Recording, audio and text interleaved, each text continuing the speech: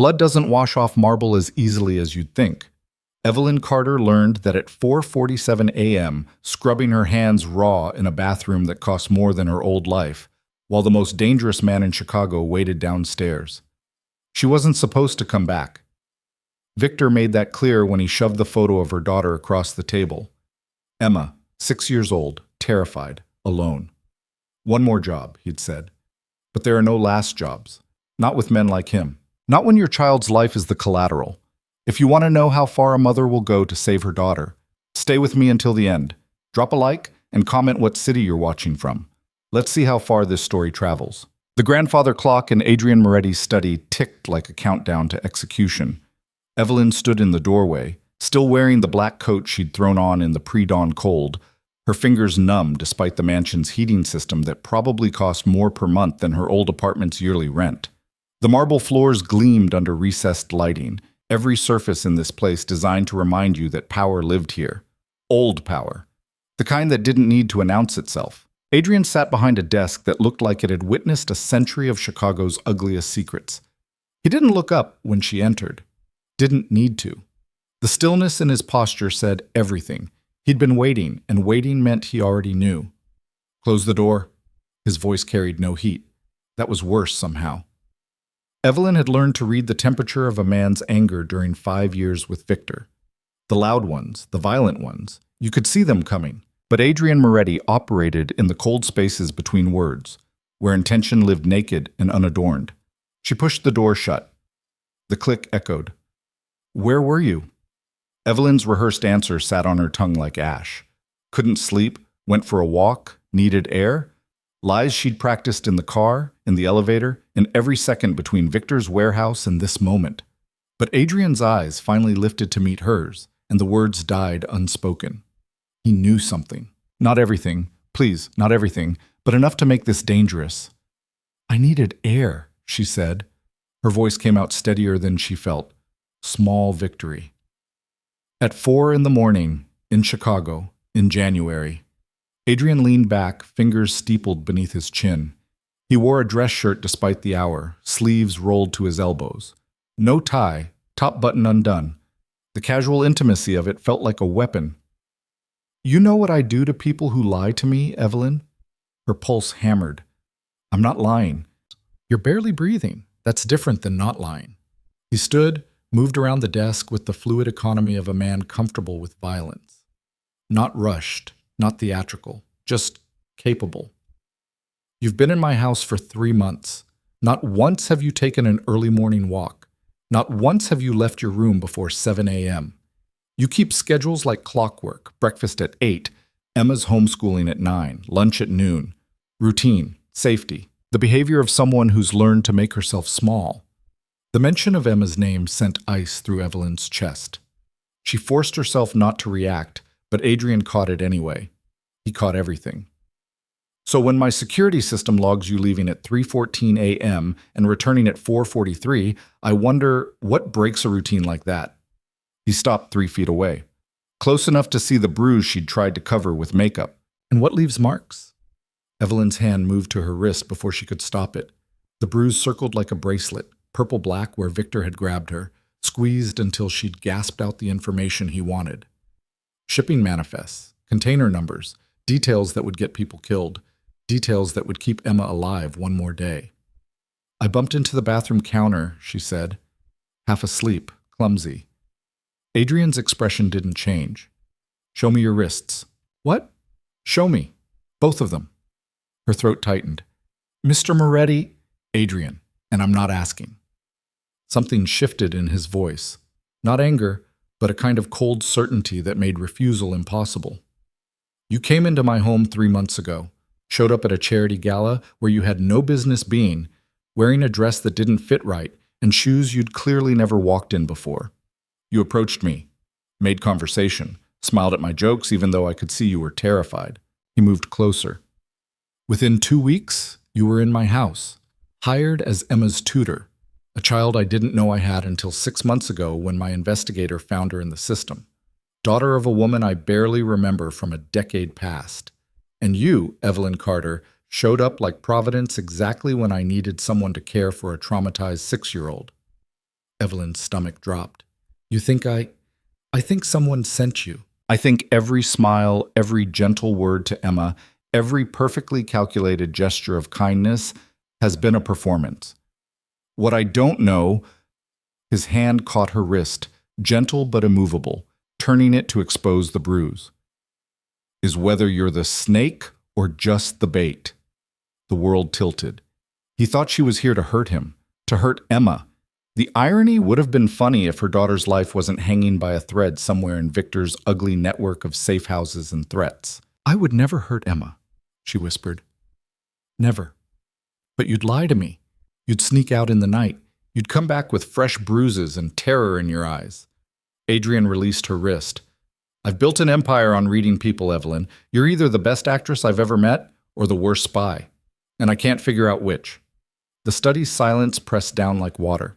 Outside, Chicago's skyline glittered through floor-to-ceiling windows, a city of 8 million people, and Evelyn had never felt more alone.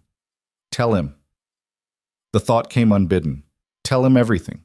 Victor, Emma, the impossible choice between betraying the man who'd given her daughter a home and watching that daughter die. But Victor's voice lived in her head like a parasite. You tell Moretti anything, I'll know. I have people everywhere. You think his house is safe? You think his money protects you? The minute you open your mouth, Emma's gone. Not hurt. Gone.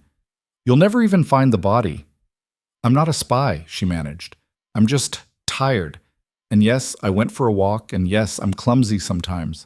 But everything I've done for Emma has been real. She's a beautiful kid. She deserves better than what she's had. Adrian studied her. Those dark eyes missed nothing. Not the slight tremor in her hands, not the way she held herself like something braced for impact, not the desperate sincerity bleeding through every word. You know what I think? He said finally. I think you're telling the truth about Emma, but you're lying about everything else. He walked back to his desk, pulled open a drawer. Evelyn's breath stopped. Was this where it ended? A gun? A phone call to whoever handled problems in Adrian Moretti's world? He pulled out a file folder, dropped it on the desk between them. Evelyn Maria Carter, born in Milwaukee, moved to Chicago at 19, worked as a waitress, then a bookkeeper, then dropped off the grid for 5 years. He flipped it open. Inside, photocopies of her life stared back, driver's license, work records, a marriage certificate that made her chest constrict. Married to Victor Hale at 22, divorced at 26, or tried to divorce, restraining order filed, then dropped, then filed again, then dropped again. Each word landed like a stone. You know what I see? A pattern. A woman who keeps trying to escape and keeps getting pulled back. Adrian's voice softened, just slightly. And then, 6 months ago, you vanish. No address. No employment. Nothing. You're a ghost. People leave bad situations all the time, Evelyn said. They do. But they don't usually resurface 3 months later with a perfectly crafted cover story and access to one of Chicago's most protected homes. He paused. Unless someone's making them. The room spun. He was so close, too close. If he pushed just a little harder, she'd break. I'm going to ask you one more time, Evelyn. And I need you to understand something. I don't care if you've made mistakes. I don't care if you're afraid. What I care about is whether my daughter is safe. His eyes locked on hers. Who sent you? And what do they want? Emma's face flashed through her mind. Those wide hazel eyes. The gap-toothed smile she'd started to show more often as the nightmares faded. The way she'd curled up next to Evelyn last night and whispered, I'm glad you're here. You make me feel safe. Safe. What a poison word. No one sent me, Evelyn said. I needed a job. I needed to disappear. When I saw the position listed, it felt like, she swallowed, like maybe I could help someone the way I couldn't help myself. Not quite a lie. Not quite the truth. Just enough reality to coat the deception. Adrian watched her for what felt like hours compressed into seconds. Then he closed the file. Okay. Okay. I'm going to choose to believe you. For now. He moved to the window, hands in his pockets. But understand this, Evelyn. I have people. Good people. People who can find out things that don't want to be found. If you're hiding something that puts Emma at risk, I will know. And when I know, he didn't finish, didn't need to. I understand, she whispered. Good. You can go. Evelyn turned toward the door, legs unsteady, relief and terror mixing into something nauseating. One more thing. She stopped. That bruise on your wrist? It's fresh. Hours old, not days. Adrian didn't turn around. Whatever happened tonight, whoever put their hands on you, it's not over. And I need to know if it's coming for my house. For a moment, just a heartbeat, Evelyn almost told him everything. Almost collapsed under the weight of carrying this alone. Almost trusted that a man like Adrian Moretti could protect her daughter better than her silence. But Victor's last words echoed, I own you. I own Emma. The minute you think you're free, I'll prove you wrong. It's not, she lied. I promise. Adrian's reflection in the window showed no expression. Then get some sleep. Emma will want you for breakfast. Evelyn left before her composure could crack completely. The hallway outside Adrian's study stretched like a museum corridor. Oil paintings worth more than lives. Sculptures that probably had provenance papers thicker than her divorce file. Evelyn walked it in a daze, muscle memory guiding her toward the east wing where her room neighbored Emma's. Her phone buzzed. She pulled it out with shaking hands. Unknown number. But she knew. Did you tell him? 3 words. Victor could destroy her with 3 words. No, she typed back. I got what you wanted. Shipping schedule, container numbers, everything. The reply came instantly. Good girl? Now the hard part. Her stomach lurched. You said one more job. You said if I got this, you'd let her go. I lied. Surprised? Next job. Moretti's meeting tomorrow night. I need names, faces, everything discussed. You're going to record it. I can't. He already suspects me. Then be more careful. You have 48 hours. TikTok, Evie. Emma's counting on you. A photo loaded. Emma, asleep on a bare mattress, one small hand curled beneath her chin, still wearing the pajamas with the unicorns. The ones Evelyn had bought her 3 months ago, back when she'd still believed running would be enough. Evelyn's vision blurred. She slumped against the wall, phone clutched to her chest, and let herself cry, silent, breathless, the kind of crying you do when making sound means losing everything.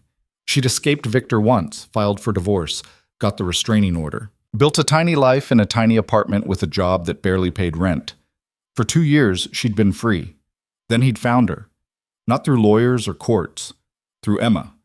The daughter she'd had with him during the good years, back when Victor had been charming and successful and only occasionally cruel.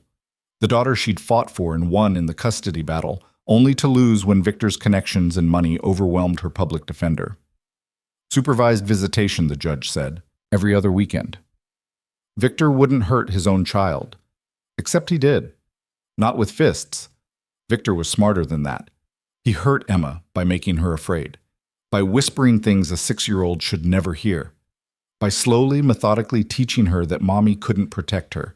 That only daddy had power. When Evelyn had tried to fight back, tried to document it, tried to get the courts to listen, Victor made her disappear. Not literally. That would be too obvious. But he'd used his connections in Chicago's uglier circles to make sure no landlord would rent to her. No employer would hire her. No lawyer would take her case. Until she had nothing. And then he'd offered a choice. Work for him or never see Emma again. So she'd worked. Small jobs at first, delivering packages, making phone calls, being his eyes and ears in places he couldn't go. Then 3 months ago, he'd given her the big job. Get into Adrian Moretti's house. Get close to his daughter, become indispensable, and when the time came, betray him. The plan had been perfect. Adrian's daughter Emma, same name as her own, cruel coincidence, had needed a tutor after her mother's death. Evelyn had credentials, references Victor had forged, and the kind of desperate gentleness that traumatized children responded to. Within weeks, she'd been living in the mansion, caring for Emma Moretti, earning Adrian's careful trust, all while her own Emma remained Victor's hostage. A door opened down the hall. Footsteps. Evelyn straightened, wiped her eyes, forced her face into something resembling normal. Marcus, one of Adrian's security team, nodded as he passed. Everything okay, Miss Carter? Fine, just tired. He studied her with the flat assessment of a man trained to notice things, but whatever he saw, he kept to himself. Get some rest. Big day tomorrow. Big day. Mr. Moretti's meeting. He'll want Emma occupied while he handles business. Marcus paused. Means he trusts you with her. That's not nothing in this house. The words should have felt like a compliment. Instead, they felt like another layer of betrayal settling over her shoulders like wet concrete. Right, Evelyn managed. I'll make sure she's taken care of. Marcus left. Evelyn stood alone in the hallway, Victor's message burning in her pocket, Adrian's suspicion fresh in her mind, and the impossible weight of two Emmas, one who thought she was safe, one who'd never be safe again, pressing down until she could barely breathe. Tomorrow night. Recording. Names and faces. And if she refused? If she told Adrian everything? Victor would know. He always knew. And Emma, her baby girl, would pay the price. Evelyn didn't sleep. She lay in bed watching the ceiling, listening to the house settle around her. This place had 17 bedrooms, 8 bathrooms, a library that smelled like old money and older secrets. Adrian had bought it 5 years ago, back when he was consolidating power after his father's death. The man who owned this house wasn't someone you crossed.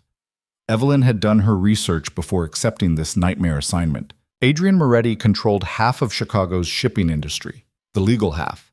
The other half, the part that moved through shadows and offshore accounts, belonged to him too. But he was careful, smart, the kind of criminal who wore suits to charity galas and never left evidence. Victor wanted to take him down. Something about territory, about shipments, about empire-building grudges that Evelyn didn't fully understand and didn't want to. All she understood was that Adrian had power, Victor had Emma, and she was caught between them like a moth pinned to a board. At 6 a.m., she gave up on sleep, rose, showered, covered the bruises with makeup and long sleeves. By 7, she was making breakfast in the kitchen, a space bigger than her old apartment, all granite and stainless steel, and a refrigerator that probably cost more than a car. Emma Moretti appeared at 7:30, dark curls, sleep must, dragging a stuffed rabbit that had seen better days.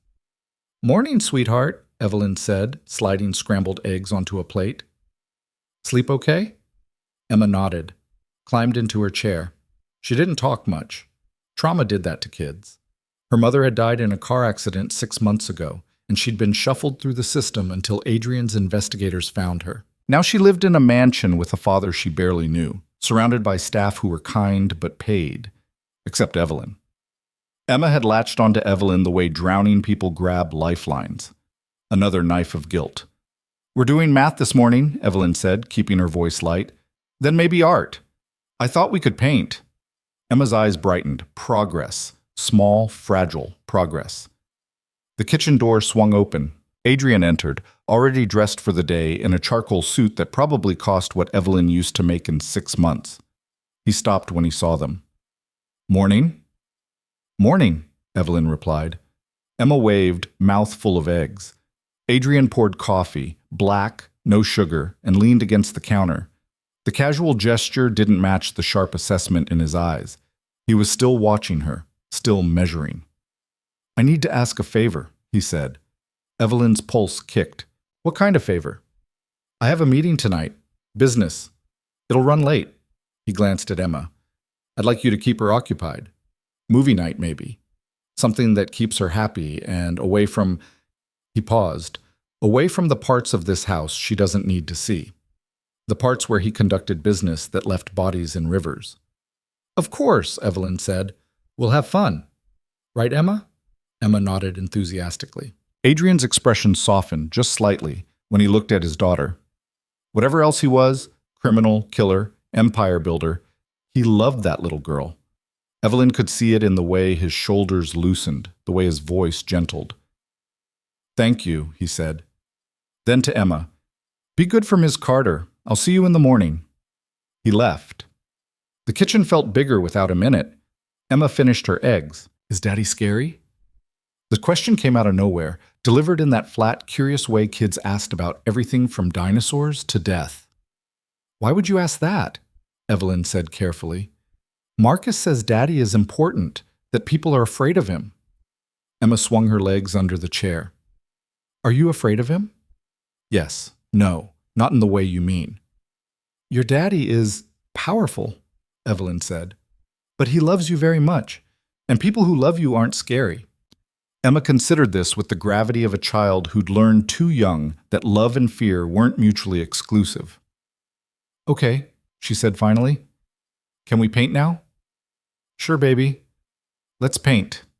They spent the morning in the sunroom, another obscenely beautiful space, all windows and light. Emma painted flowers. Evelyn painted nothing, her mind spinning through scenarios, plans, escape routes that all ended the same way, with her Emma dead and her soul hollow. Victor's message came at noon. Tonight, don't forget, recording device will be in the usual drop spot. The usual drop spot meant the public library 3 blocks from the mansion. A book on the 7th shelf, 3rd from the left.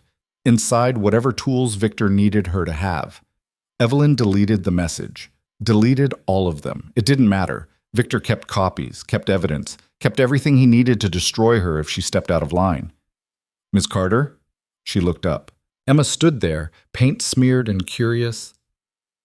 Are you sad? Evelyn's throat closed. No, honey. Just thinking. About what? About how I'm going to betray a man who's been nothing but decent to me? About how your father is going to find out I'm a spy and probably kill me? About how my daughter is being held prisoner by a monster and there's nothing I can do? About what we should have for lunch, she said instead. Emma smiled. Grilled cheese? Perfect. Abos. The library drop happened at 2 p.m.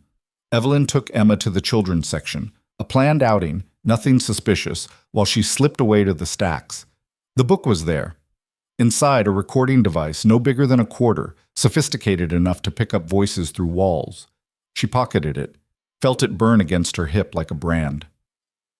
That night, while Emma watched Frozen for the 100th time, Evelyn stood outside Adrian's study. The meeting had started an hour ago. Voices filtered through, Adrian's, then others she didn't recognize. Men discussing shipments, routes, money in amounts that made her dizzy. Her hand shook as she pulled out the device. One press. That's all it took. Press the button, leave it in the hallway, retrieve it later. Victor gets his information. Emma gets to live another day. She pressed it. The small red light activated. Evelyn set it on the floor behind a decorative vase where no one would notice. Stepped back. Her heart hammered so hard she thought it might break through her ribs. Done. It was done. She returned to the media room where Emma had fallen asleep, still wearing her shoes, drooling slightly on a cushion that probably cost more than Evelyn's first car. And Evelyn sat there in the dark, watching a 6-year-old sleep, knowing she'd just committed an act of betrayal that would ripple outward in ways she couldn't control. The movie played on. Elsa sang about letting go. Evelyn had never felt more trapped in her life. Adrian's meeting ended at midnight. Evelyn heard the study door open, heard voices saying goodbye, heard cars starting in the circular drive. She waited until the house went quiet. Then she crept back downstairs. The device sat where she'd left it, red light dark now, recording complete. She grabbed it, pocketed it, turned to leave. Can't sleep?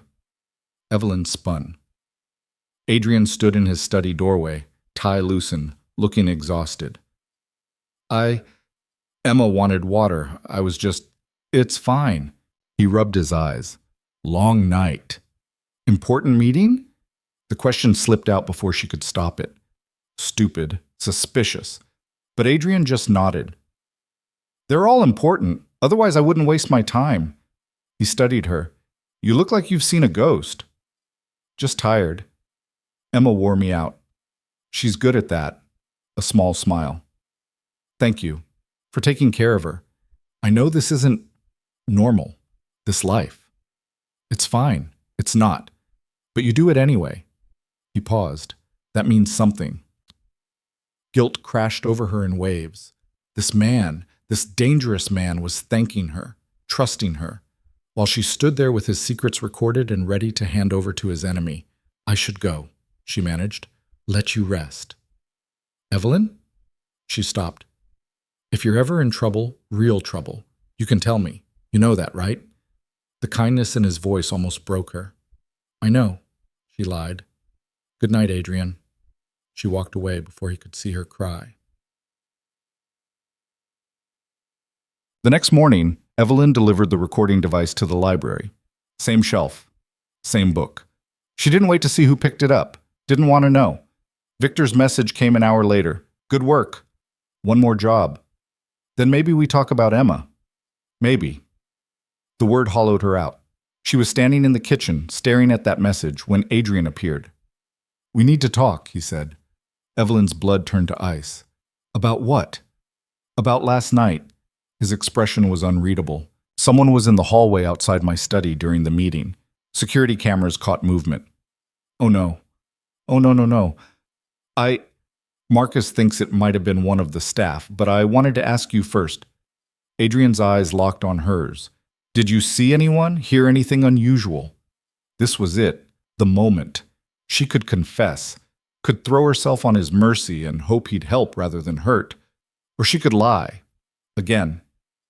I didn't see anyone, she whispered. I'm sorry. Adrian watched her for a long moment. Then he nodded. Okay. Thank you. He left. Evelyn stood there, alone in the kitchen, the weight of her choices pressing down like the sky collapsing. And somewhere across the city, Victor held her daughter and smiled, knowing he'd won. For now, the cameras had caught her. Not clearly, Adrian had said movement, not a face, not evidence, but enough. Enough to make him ask questions. Enough to start pulling threads that would unravel everything. Evelyn spent the rest of that morning in a fog, going through the motions of Emma's lessons while her mind raced through scenarios. Each one ended badly. Adrian finding out. Victor following through on his threats. Her daughter, her real daughter, disappearing into whatever hell Victor kept reserved for people who failed him.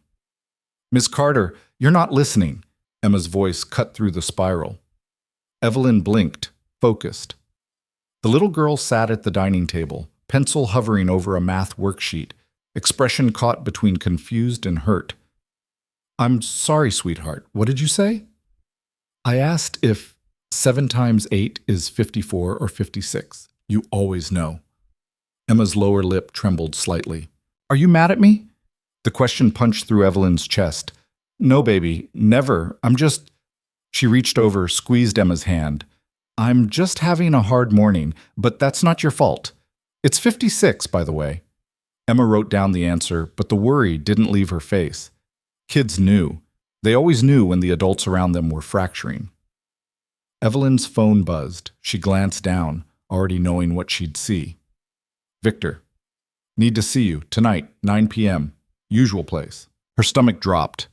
The usual place meant the parking garage on 5th Street, concrete and shadows and enough distance from Adrian's security cameras that Victor could do whatever he wanted without witnesses. She typed back, can't. Adrian's suspicious. Need to lay low. The response came instantly. Not optional.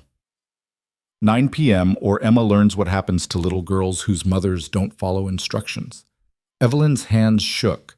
She set the phone face down on the table before Emma could see. Ms. Carter? I'm fine. Let's finish these problems, okay? Then we can read that book you like. They worked through the rest of the math in silence. Evelyn checked each answer automatically, her mind elsewhere. She'd have to leave the house tonight, have to risk Adrian's security noticing another absence, have to face Victor and whatever new demand he'd cooked up. The recording device had bought her exactly nothing, just postponed the inevitable. At lunch, Marcus appeared in the doorway. His expression was neutral, but something in his posture made Evelyn's pulse spike. Mr. Moretti wants to see you, he said. In his office. Emma looked up from her sandwich. Is Miss Carter in trouble? No, sweetheart, Marcus said, but he wouldn't meet Evelyn's eyes. Just business stuff. Boring adult things. Evelyn stood. Her legs felt disconnected from her body. I'll be right back, Emma. Finish your lunch. The walk to Adrian's office stretched like miles. Marcus stayed 2 steps behind her, not threatening exactly, but present. A reminder that in this house, you were never really alone. Adrian's door was open. He sat behind his desk, reviewing something on his laptop. He didn't look up when she entered. Close the door. Sit. Evelyn obeyed. The leather chair across from him felt like an electric chair.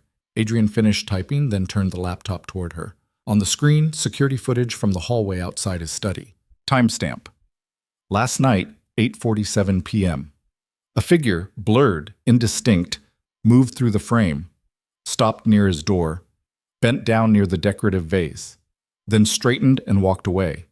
The footage was grainy enough that facial features didn't show, but the build was right. The height, the way the person moved, cautious, furtive. It was her, and they both knew it. I've watched this footage about 30 times, Adrian said quietly, trying to convince myself it's not what it looks like. Evelyn's mouth went dry. Adrian, let me finish. He closed the laptop. That person, whoever it is, was planning something. A listening device, probably. Small enough to miss on a casual sweep, sophisticated enough to pick up conversations through walls. He leaned back. My head of security found it this morning. Recovered the device, traced the tech. Military-grade equipment, expensive, the kind of thing you don't just buy at a spy shop. Her vision narrowed. The recording device. She'd retrieved it, but had there been another one? Had Victor planted a backup she didn't know about? Or was Adrian lying, testing her? I don't know what you want me to say, Evelyn managed. The truth would be nice. Adrian's voice stayed level, but something dangerous flickered in his eyes. I've given you opportunities. Chances to come clean. Instead, you keep lying. Keep putting my daughter, my family, at risk. I haven't... Don't. The single word cracked like a whip. I pulled your financials, Evelyn. You have $15 in your checking account. You're 3 months behind on student loans you can't possibly pay. Your apartment before you came here? Evicted? Your car? Repossessed? You're drowning, and then suddenly you surface with impeccable references and a convenient skill set exactly when I need a tutor. He stood, moved to the window.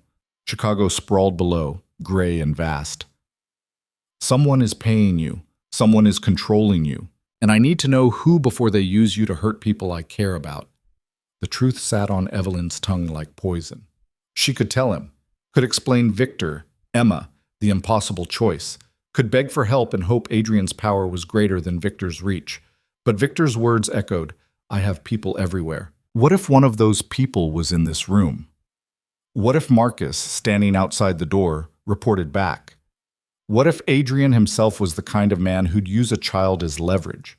She didn't know, couldn't know, and the uncertainty kept her trapped. I'm not working for anyone, she said. I needed a job. I needed to disappear. That's all. Adrian turned. From what? From... She stopped. Regroup. From my ex-husband. He's violent, obsessive. I had to get somewhere he couldn't find me. Victor Hale. The name landed like a fist. Evelyn's composure cracked. You know about him? I know he's connected. Not my world, but adjacent. Runs drugs through the South Side, extortion rackets, some human trafficking. Adrian's expression darkened. I know he's the kind of man who hurts women because he can.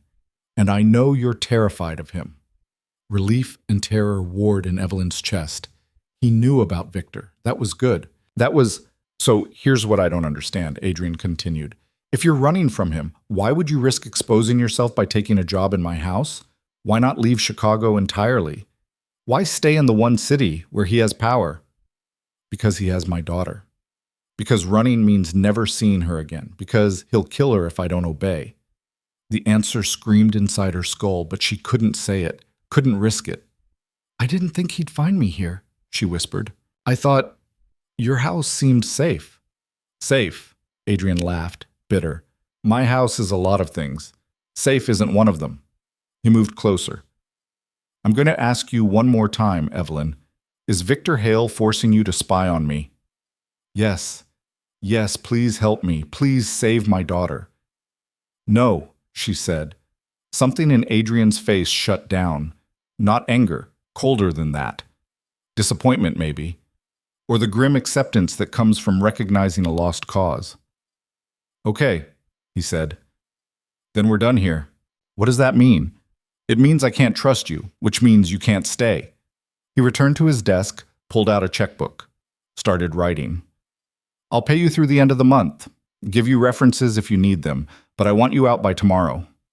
The room tilted. Adrian, please. Emma will be devastated, I know that. But her safety comes first. He tore out the check, held it toward her. I'm sorry it ended this way. Evelyn stared at the check. $10,000. More money than she'd seen in years. Enough to disappear properly, maybe. Start over somewhere far from Victor's reach. Except Victor had Emma. And without access to Adrian's house, without the leverage of being close to his daughter, she had no way to bargain. No way to keep her daughter alive. She took the check with numb fingers. I understand, she heard herself say. I'll pack tonight. Marcus will help you. And Evelyn? Adrian's expression softened, just slightly. Whatever trouble you're in, I hope you find a way out. You deserve better than this. The kindness destroyed her. She nodded, unable to speak, and left before the tears could fall. Marcus was waiting in the hallway. He didn't say anything, just fell into step beside her as they walked toward the east wing.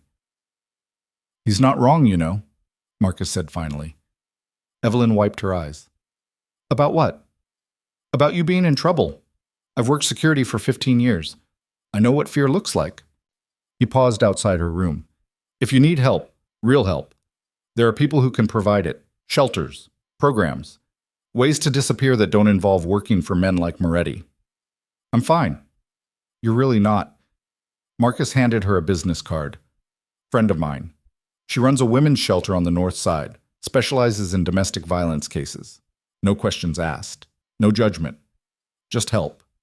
Evelyn looked at the card. Sarah Chen, Director, New Horizons Safe House.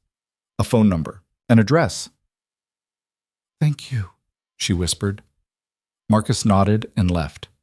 Evelyn stood in her room, the room that had felt like sanctuary for 3 months, and let the reality crash down. She had until tomorrow to leave, had until 9 p.m. tonight to meet Victor and explain why she'd lost access to Adrian's house, had until Victor decided she was no longer useful and followed through on his threats. She pulled out her phone, typed a message to the number Victor used. We need to talk. I've been compromised. The response took 3 minutes. 3 minutes where Evelyn paced the room, thoughts spiraling. 9 p.m. Don't be late. And Evie? Bring something useful or don't bother coming at all. Useful? What did she have that was useful? Information about Adrian's schedule? Names from the meeting she'd recorded? It wouldn't be enough. None of it would ever be enough because men like Victor always wanted more. A soft knock interrupted her spiral. She opened the door. Emma stood there, clutching her stuffed rabbit, eyes red from crying. Daddy says you're leaving. Evelyn's heart shattered. She knelt down, eye level with the little girl. I have to, sweetheart. I'm so sorry. Why? Did I do something wrong? No, baby. Never. You're perfect. Evelyn pulled her into a hug, felt small arms wrap around her neck. Sometimes grown-ups have to make hard choices. It's not your fault. I don't want you to go. Emma's voice muffled against her shoulder. You make the nightmares stop. Evelyn closed her eyes. She'd been helping, actually helping. This little girl who'd lost her mother, who'd been thrown into a world of wealth and danger she didn't understand. Evelyn had been giving her stability, safety, love, and now she was abandoning her, just like she'd abandoned her own Emma. The thought broke something inside her. She pulled back, looked at Emma Moretti's tear-streaked face. I need you to remember something, okay? You're so strong, so brave, and your daddy loves you very much. He's going to take care of you. But I want you. I know. I want to stay too. Evelyn smoothed Emma's dark curls. But sometimes we don't get what we want. We do our best with what we have. Emma nodded, miserable but trying to understand. Can we read one more story? She asked. Before you go? Of course, anything you want. They spent the afternoon in Emma's room, reading about princesses and dragons and happy endings that felt like fairy tales. When Adrian came to collect his daughter for dinner, Emma clung to Evelyn one last time. I'll miss you, she whispered. I'll miss you too, sweetheart. So much. Adrian stood in the doorway, expression unreadable. When Emma finally let go and left with her father, he lingered. She's going to hurt for a while, he said. Losing you. I know. I'm sorry. Are you?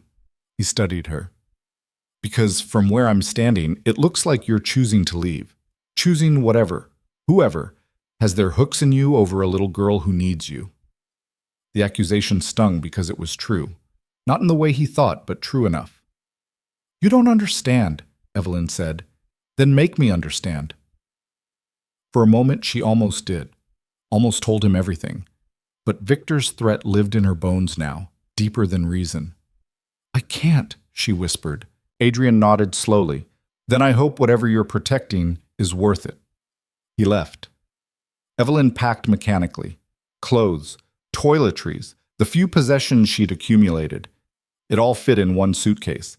The summary of her life compressed into 20 pounds of fabric and regret. At 8:30, she slipped out through the service entrance. No one stopped her. Marcus had probably told security to let her leave quietly. The city felt different outside the mansion's walls. Colder, more dangerous. Evelyn caught a bus to 5th Street, then walked the last 3 blocks to the parking garage. Victor's car sat on the 4th level, black sedan, tinted windows, anonymous. He leaned against the hood, smoking a cigarette, looking relaxed in the way predators do when they know their prey can't escape. There she is, he said. My favorite little spy. Evelyn stopped 10 feet away. I got fired. I heard. Adrian Moretti isn't as trusting as we thought. Victor took a drag, exhaled smoke. Shame, you were so close. So we're done. I can have Emma back. Victor laughed. That's cute. You think losing access means you're off the hook? He pushed off the car, moved toward her. See, the problem is you didn't finish the job. I needed long-term intelligence, names, patterns, shipment schedules for the next 6 months. What I got was one recording and a bunch of maybes. I did what you asked. You did the bare minimum, and now you're useless. He stopped inches away, close enough that she could smell the cigarette on his breath, the familiar cologne that used to mean safety before it meant terror. Which leaves me with a question. What do I do with useless things? Evelyn's pulse hammered. Let Emma go, please. She's your daughter, too. You can't... Can't what? Hurt her? Victor's smile turned cruel. I haven't hurt her. She's fed, clothed, kept in a nice place. But she misses her mommy, cries for you at night, asks when you're coming back. The image gutted her. Emma, her Emma, alone and afraid, calling for a mother who couldn't come. What do you want? Evelyn managed. There's a shipment coming into Moretti's port next week, container ship from Hong Kong. I need to know exactly when it docks, what's inside, and where it goes after customs. Get me that information, and we'll talk about Emma's future. I don't have access anymore. Adrian kicked me out. Then get creative. Victor flicked his cigarette into the darkness. You're a smart woman. Figure it out. Break back in. Seduce someone on his staff. Hack his email. I don't care how you do it. Just do it. That's impossible. His hand caught her throat. Not squeezing. Not yet. But the threat was clear. You know what's impossible? The idea that I'd let some waitress-turned-spy walk away from me. You're mine, Evie. You've always been mine, and you'll do what I tell you, or... He pulled out his phone, showed her a video. Emma, sitting on a bed, drawing with crayons. Safe. Alive. Then Victor's thumb moved to a red button on the screen. One press, he said. That's all it takes. One press. And the guy watching her gets new instructions. Instructions that end with your daughter buried somewhere you'll never find her. Evelyn's vision blurred. Please don't. Then get me what I need. He released her throat. You have 1 week, 7 days. After that, Emma becomes a very sad statistic. He got in his car, drove away. Evelyn stood in the parking garage alone, shaking so hard her teeth chattered. 1 week, 7 days to infiltrate a house she'd been kicked out of, steal information from a man who already suspected her, all while Victor held her daughter hostage. It was impossible. But impossible didn't matter, not when Emma's life was the cost of failure. She pulled out her phone, looked at the business card Marcus had given her. Sarah Chen, New Horizons Safe House. She could call, could ask for help, could throw herself on the mercy of people who specialized in exactly this kind of nightmare. But what could they do? Hide her. Victor would find them. Protect Emma? They didn't even know where she was. Call the police? Victor had cops on his payroll. He'd told her that a dozen times, shown her proof. No. There was only one person in Chicago with enough power to stand against Victor Hale. Adrian Moretti. The man she'd just betrayed. The man who'd kicked her out of his house and his life. The man who had every reason to let her burn. Evelyn stood there in the cold garage, the weight of her choices pressing down like gravity, pulling her through the earth. Then she made a decision that felt less like bravery and more like surrender. She was going to tell Adrian everything, going to walk back into that mansion, look him in the eyes and confess every lie. The recording device, Victor's threats, Emma's kidnapping, all of it. And then she was going to beg. Beg him to help save a daughter he didn't know existed. Beg him to risk his empire, his safety, his life, for a woman who'd spent 3 months deceiving him. She had no reason to think he'd say yes. No leverage, no bargaining chips, nothing but the raw truth and desperate hope. But it was all she had left. Evelyn caught the bus back to the mansion. The gates were closed, security lights blazing. She walked up to the intercom, pressed the button. Marcus's voice crackled through. "Miss Carter? I need to see Adrian, please. It's important." A pause. "He said you were gone."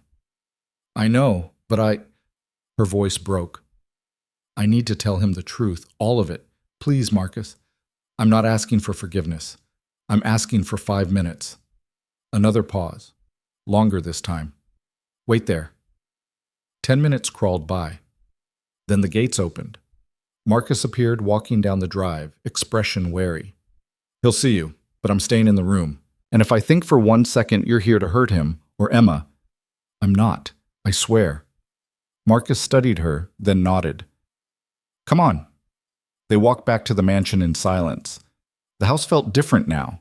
Less sanctuary, more fortress. Every shadow held potential violence. Every closed door hid secrets that could kill. Adrian waited in his study. He'd changed into casual clothes, jeans, a sweater, but his posture stayed rigid, guarded. "You have 5 minutes," he said. "Starting now." Evelyn stepped into the room. Marcus closed the door behind her but stayed inside, arms crossed. She looked at Adrian Moretti, this powerful, dangerous man who'd shown her nothing but fairness even when he suspected betrayal, and let the first honest words in 3 months fall out. "My daughter's name is Emma. She's 6 years old, and Victor Hale has been holding her hostage for 3 months, forcing me to spy on you in exchange for her life." The silence that followed felt like standing on the edge of a cliff, waiting to see if the ground would give way or hold. Adrian's expression didn't change. "Keep talking." So she did. She told him everything.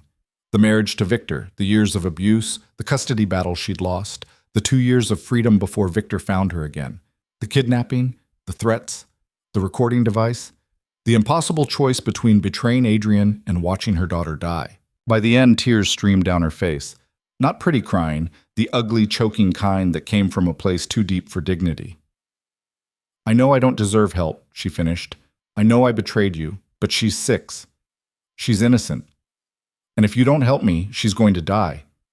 So I'm begging you, please, please help me save my daughter." Marcus shifted near the door. Adrian remained still, face unreadable. Finally, he spoke. "Why should I believe you?" The question landed like a blow. "What? You've lied to me for 3 months. Expertly, convincingly. Why should I believe this isn't just another performance?" "Because I have nothing left to lie about," Evelyn's voice cracked. "Because Victor's going to kill her if I don't get him information in 7 days, and I can't do it alone." "Show me proof." "A photo. Communication with Victor. Something that proves any of this is real." Evelyn fumbled for her phone, pulled up the deleted messages. She'd deleted them from the main screen, but they were still in the phone's archive. Showed Adrian the texts, the photos of Emma, Victor's threats. Adrian took the phone, studied each message. His expression gave nothing away. "This could be fabricated," he said finally. "It's not, but I don't think it is." He handed the phone back. "I think you're telling the truth, and I think you're in more trouble than you realize." Hope flared. "So you'll help?" "I'll consider it on one condition. Anything. You tell me everything you gave Victor, every piece of information, Every conversation you recorded, everything. Adrian's eyes went cold. Because if I'm going to help you, I need to know exactly how much damage you've done. And if I find out you're still holding back, if there's one more lie, I'll let Victor have you and we'll never speak again. Understand? Evelyn nodded, throat tight. I understand. Good. Then start talking, and this time, leave nothing out. So she did. She confessed to the recording device, the shipment schedules she'd photographed, the names she'd overheard and reported, every tiny betrayal, every moment of weakness, every piece of intelligence Victor had squeezed out of her. By the time she finished, dawn light was creeping through the windows. Marcus had left at some point. Adrian had waved him out, and now it was just the two of them in the study, exhaustion and truth hanging between them. Adrian leaned back in his chair. Victor's information is outdated. I changed the shipment schedule 3 days ago. Different route, different port. What you gave him is useless. Relief crashed through her. So he can't use it against me, but that doesn't solve your problem. Adrian stood, moved to the window. Victor Hale is dangerous, connected. He has resources and people who are loyal either through fear or money. Taking him down won't be simple. I'm not asking you to take him down. Just help me get Emma back. They're the same thing. You don't take a man's hostage without destroying him. Otherwise, he comes after you forever. Adrian turned. If I do this, if I help you, it's going to be violent. People are going to get hurt, maybe killed. Are you prepared for that? No. Yes. She didn't know. Just want my daughter safe, Evelyn whispered. Then we're going to need a plan. A good one. Because we only get one shot at this. We? Adrian's expression softened, just slightly. You came back. You told the truth. That takes guts I wasn't sure you had. He paused. And Emma, my Emma, she loves you, which means you're not all bad. So yeah, we. The word settled over Evelyn like a blanket. We. Not you. Not alone. We. For the first time in 3 months, she felt something other than terror. She felt hope. Adrian made a phone call at 6 a.m. Evelyn sat across from him, hands wrapped around coffee she couldn't taste, listening to him speak in clipped sentences to someone named Rico. When he hung up, his expression was grim. Victor owns 3 properties in the city, legitimate ones, on paper anyway. House in Lincoln Park, a warehouse on the south side, and a storage facility near O'Hare. If he's keeping Emma anywhere, it'll be one of those. How do you know? Because men like Victor don't hide their most valuable assets in places they don't control completely. He needs somewhere he can access easily, somewhere his people can watch without drawing attention. Adrian pulled up a map on his laptop. The question is which one? Evelyn leaned forward, studying the 3 red pins on the screen. The house is too visible. Neighbors would notice a child. Agreed. Which leaves the warehouse or the storage facility. Adrian zoomed in on the warehouse. This one's been flagged by the feds twice for suspicious activity. Victor runs part of his distribution through there. High traffic, lots of people coming and going. So probably not there either. Too many witnesses. Smart. Adrian shifted to the storage facility. This one's quiet, registered as a climate-controlled storage business. But the permits show modifications. Reinforced walls, upgraded security systems, soundproofing. The kind of upgrades you make when you want privacy. Evelyn's chest tightened. That's where she is. Probably. But we need confirmation before we move. He stood. I'm sending someone to watch the facility. If Emma's there, we'll know within 24 hours. 24 hours? Evelyn's voice rose. Victor gave me 7 days. I can't. You can, and you will. Adrian's tone left no room for argument. Rushing in gets people killed. If we're doing this, we're doing it right. The door opened. Marcus entered with another man, late 30s, scarred jaw, eyes that had seen things worth forgetting. He moved like violence contained in human form. This is Rico, Adrian said. Head of my security. He'll be running point on surveillance. Rico nodded to Evelyn. No warmth in the gesture, just assessment. She the one who's been feeding information to Hale? She is. And now she's cooperating. Cooperating? Rico's laugh held no humor. That's a nice word for it. What happens when Hale figures out she flipped? He kills the kid out of spite. The bluntness hit Evelyn like a fist. He wouldn't. He would. Men like him don't leave loose ends. Rico turned to Adrian. You sure about this? We've got enough problems without getting involved in a custody dispute. It's not a custody dispute. It's a kidnapping, and I'm sure. Rico studied Adrian for a long moment, then shrugged. Your call. I'll get eyes on the storage facility. If the kid's there, we'll find her. He left. The room felt colder without him.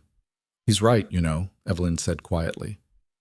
If Victor finds out I told you, he won't. Not from us. Adrian moved back to his desk, but we need to keep him thinking you're still playing along, which means you're going to contact him. Tell him you're working on getting the information he wants. He'll want proof, updates, something concrete. Then we'll give him something. False intel that looks real enough to buy time. Adrian pulled out a notebook, started writing. There's a shipment coming in next week.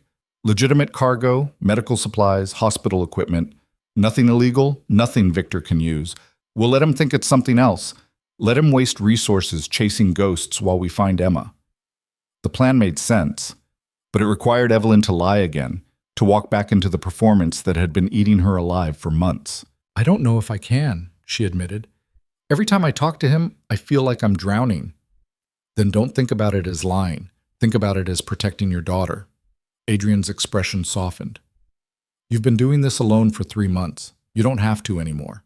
I've got people, resources, ways to hit back that Victor won't see coming. Trust me. Trust.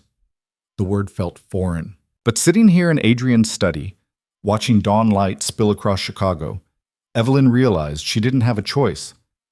Trust was all she had left. Okay, she said, tell me what to do. They spent the next hour crafting a message to Victor, carefully worded, believable, just desperate enough to seem real. When they finished, Evelyn sent it before she could second guess. Working on the intel. Need more time. Security's tight after I got fired. We'll have something in 3 days. Victor's response came within minutes. You have 3 days, not 1 hour more. And Evie, if you're thinking about doing something stupid, don't. I'll know. Evelyn showed Adrian the message. He read it without expression. He's bluffing. If he had real surveillance on you, he'd know you were here. He's trying to keep you scared, keep you isolated. It's working. Then we use that. Fear makes people predictable. And predictable people make mistakes. Adrian closed the laptop. Get some sleep. You look like you haven't slept in days. I haven't? Then fix that. We're going to need you sharp for what comes next. Evelyn wanted to argue, wanted to stay awake and plan and do something, but exhaustion crashed over her like a wave. She nodded, stood on shaky legs. Adrian? He looked up. Thank you for believing me, for helping. Something flickered in his expression. Surprise, maybe, or recognition of how rare gratitude sounded in his world. Thank me when your daughter's safe, he said. Evelyn went to her room, the room she'd thought she'd left behind, and collapsed onto the bed. Sleep came fast and dreamless, the kind that only happens when your body gives up fighting. She woke 8 hours later to soft knocking, sat up, disoriented, as the door cracked open. Emma Moretti peered in, clutching her stuffed rabbit. Miss Carter, are you staying?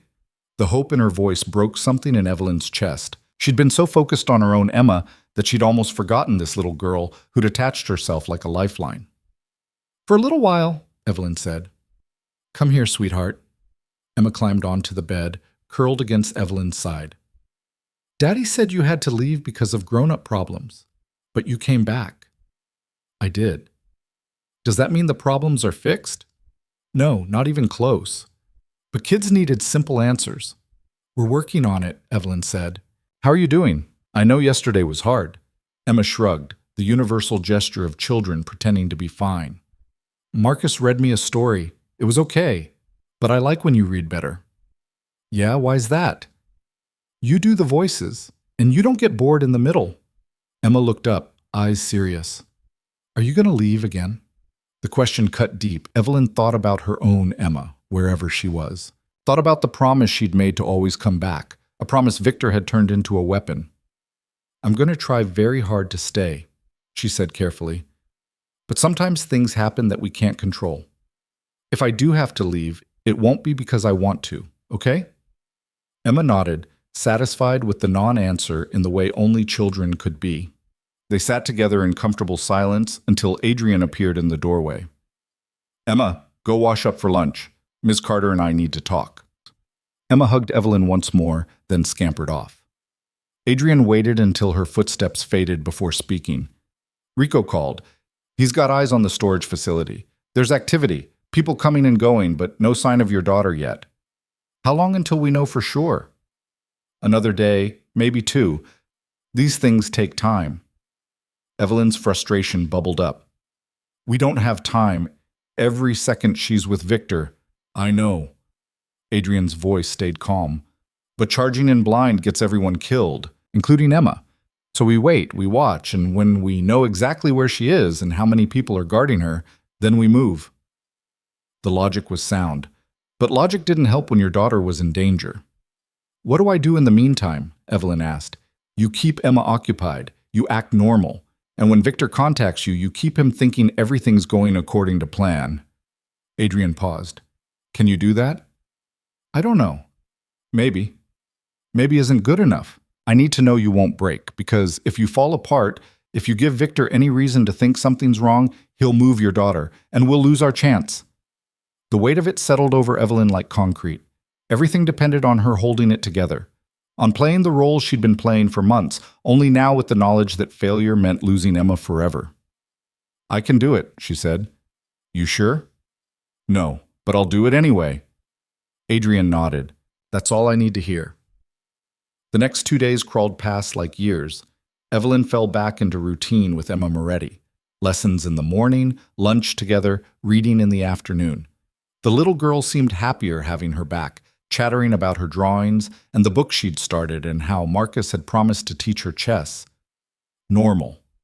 So painfully normal that Evelyn wanted to scream. At night, she lay awake staring at the ceiling, imagining every terrible thing that could be happening to her daughter. The not knowing was its own special torture. Worse than facts, worse than confirmation. Her mind filled the void with horrors. Victor called on the second day. Evelyn answered on the third ring, heart hammering. "Tell me you have something," he said. No greeting, no preamble. "I'm working on it. It's not easy. Adrian's security is tighter than I thought." "That's not my problem. You have 1 day left, Evie. 1 day to deliver, or I start making good on promises." "I'll have it. I just need—" "No more excuses. 24 hours, and it better be worth the wait." He hung up. Evelyn stood there holding the phone, hands shaking, until Adrian appeared. "You did good," he said quietly. Sounded convincing. "Because I'm terrified. Use it. Fear keeps you sharp." He handed her a folder. "This is what you're giving him tomorrow. Fake manifest for a shipment that doesn't exist. Detailed enough to look real, useless enough that it won't hurt us." Evelyn flipped through the papers. Container numbers, arrival times, cargo descriptions, all expertly fabricated. What if he checks? What if he realizes it's fake? He won't have time. By the time he figures it out, we'll have Emma. "You sound sure." "I am. Rico confirmed the location. Your daughter's at the storage facility, 4th unit from the east entrance. 2 guards during the day, 1 at night. Victor visits every 3 days. His pattern suggests he'll be there tomorrow evening." Evelyn's breath caught. "Tomorrow?" "Tomorrow. We move at nightfall. Get Emma out, get you both somewhere safe, and make sure Victor understands what happens when he takes things that don't belong to him." The finality in Adrian's voice sent chills down her spine. This wasn't just a rescue. It was a reckoning. What about Victor's people? His connections? "Let me worry about that.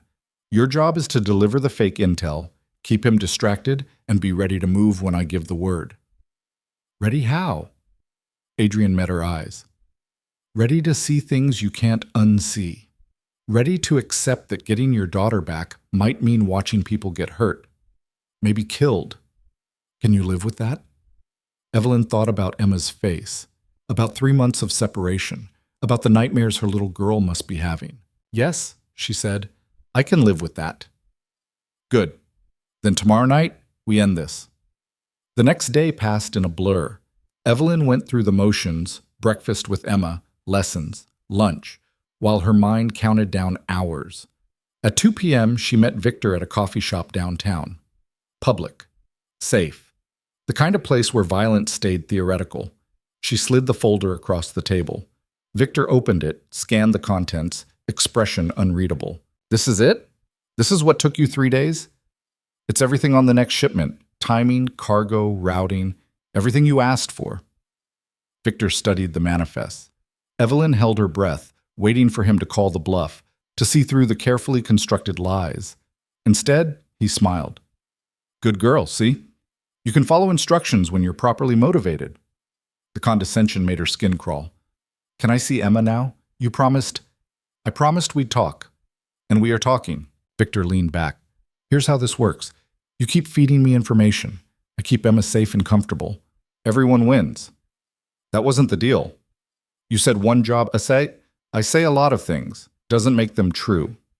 He closed the folder. You want your daughter back?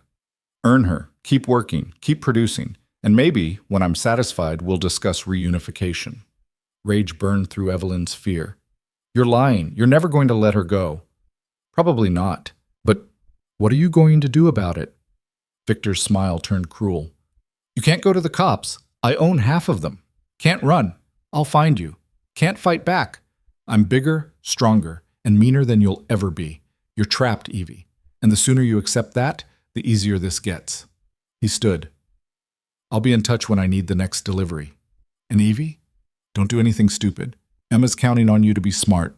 He left. Evelyn sat at the table, hands clenched into fists, fury and fear warring in her chest. She'd known Victor wouldn't honor their deal, known it from the start. But hearing it confirmed, hearing the casual cruelty in his voice, it crystallized something inside her. She wanted him to hurt, wanted him to feel a fraction of the terror he'd inflicted, wanted justice in its rawest, ugliest form. Her phone buzzed. Adrian. Did he take the bait? She typed back. Yes, he believed it. Good. Be back at the house by 6. We move at 8. Evelyn left the coffee shop and caught a cab back to the mansion. The afternoon sun slanted across Chicago's skyline, turning glass and steel into something almost beautiful. In 6 hours, everything would change. Either she'd have Emma back, or she'd lose her forever. There was no middle ground left. At the mansion, Adrian had assembled his team in the study. Rico stood near this window, checking a handgun with the casual competence of someone who'd done it 1,000 times. 2 other men, both large, both carrying the same predatory stillness, waited by the door. This is Marco and Dimitri, Adrian said. They'll be handling extraction. Rico's running tactical. I'm going with them. Evelyn's stomach dropped. You're going personally? You asked for my help. This is what help looks like. Adrian pulled up a schematic on his laptop, the storage facility, laid out in precise detail. We hit at 8 p.m. Guards change shift at 7:30, which gives us a 30-minute window while they're still getting situated. Dimitri cuts the power. Rico and Marco neutralize the guards. I get Emma out. What about Victor? If he's there, we handle him. If not, we send a message he can't ignore. Adrian's expression went cold.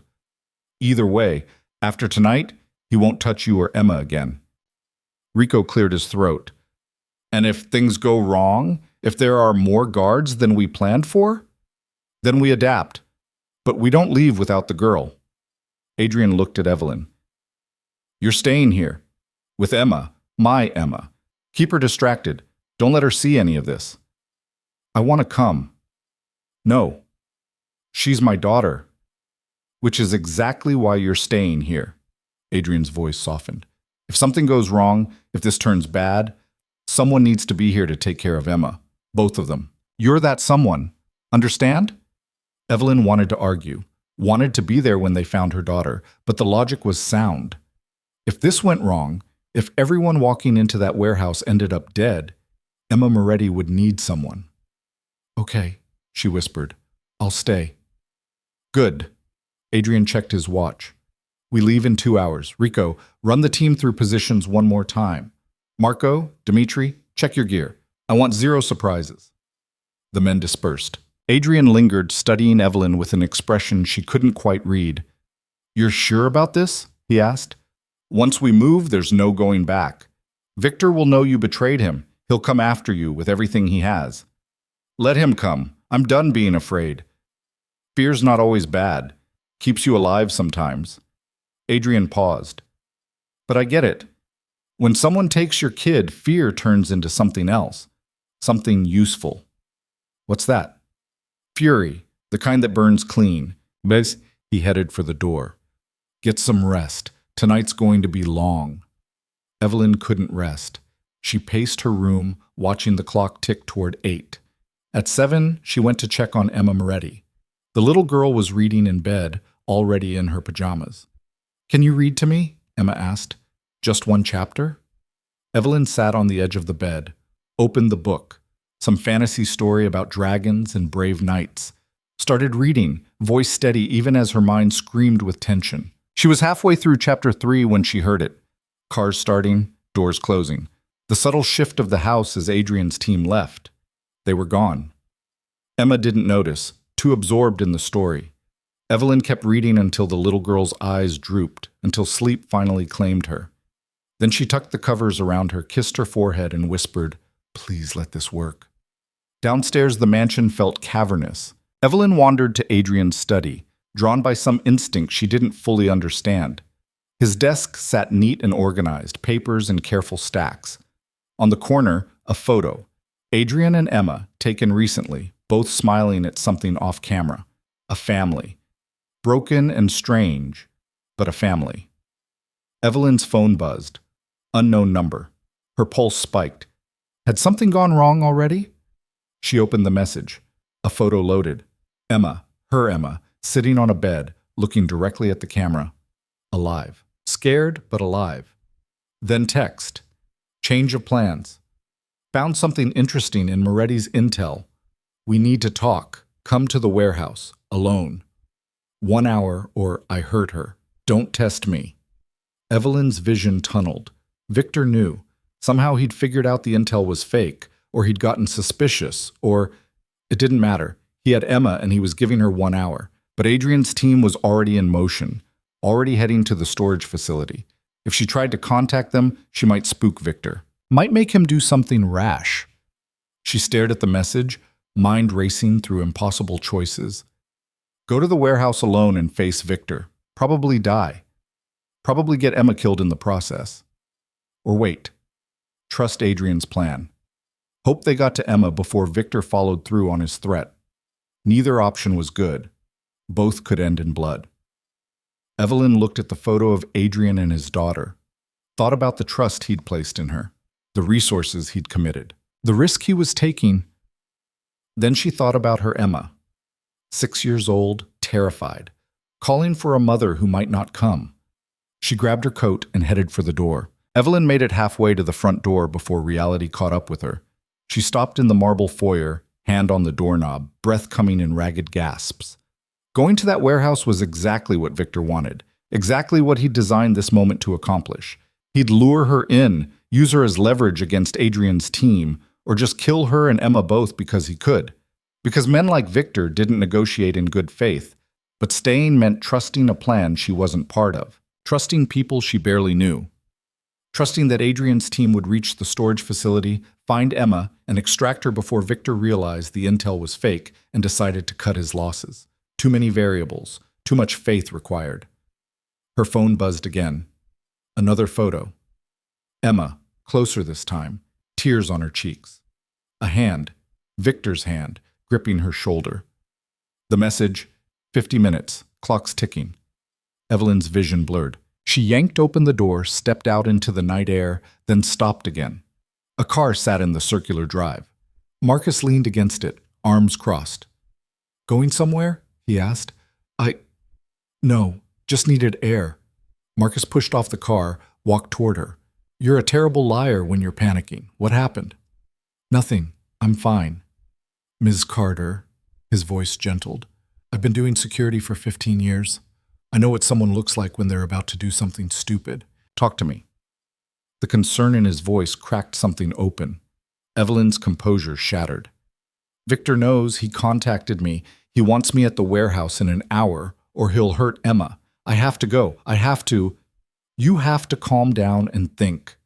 Marcus put a hand on her shoulder. Victor's playing you. This is a trap. I know it's a trap, but what if he's serious? What if Adrian's team gets to the storage facility and Emma's not there because Victor moved her? Then we adapt. But you running into an ambush doesn't help anyone. Marcus pulled out his phone. I'm calling Adrian.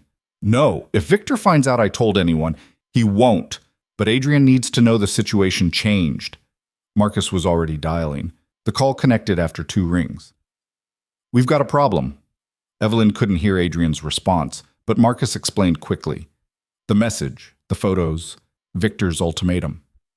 When he finished, he listened for a moment, then handed the phone to Evelyn. He wants to talk to you. Evelyn took the phone with shaking hands. Adrian?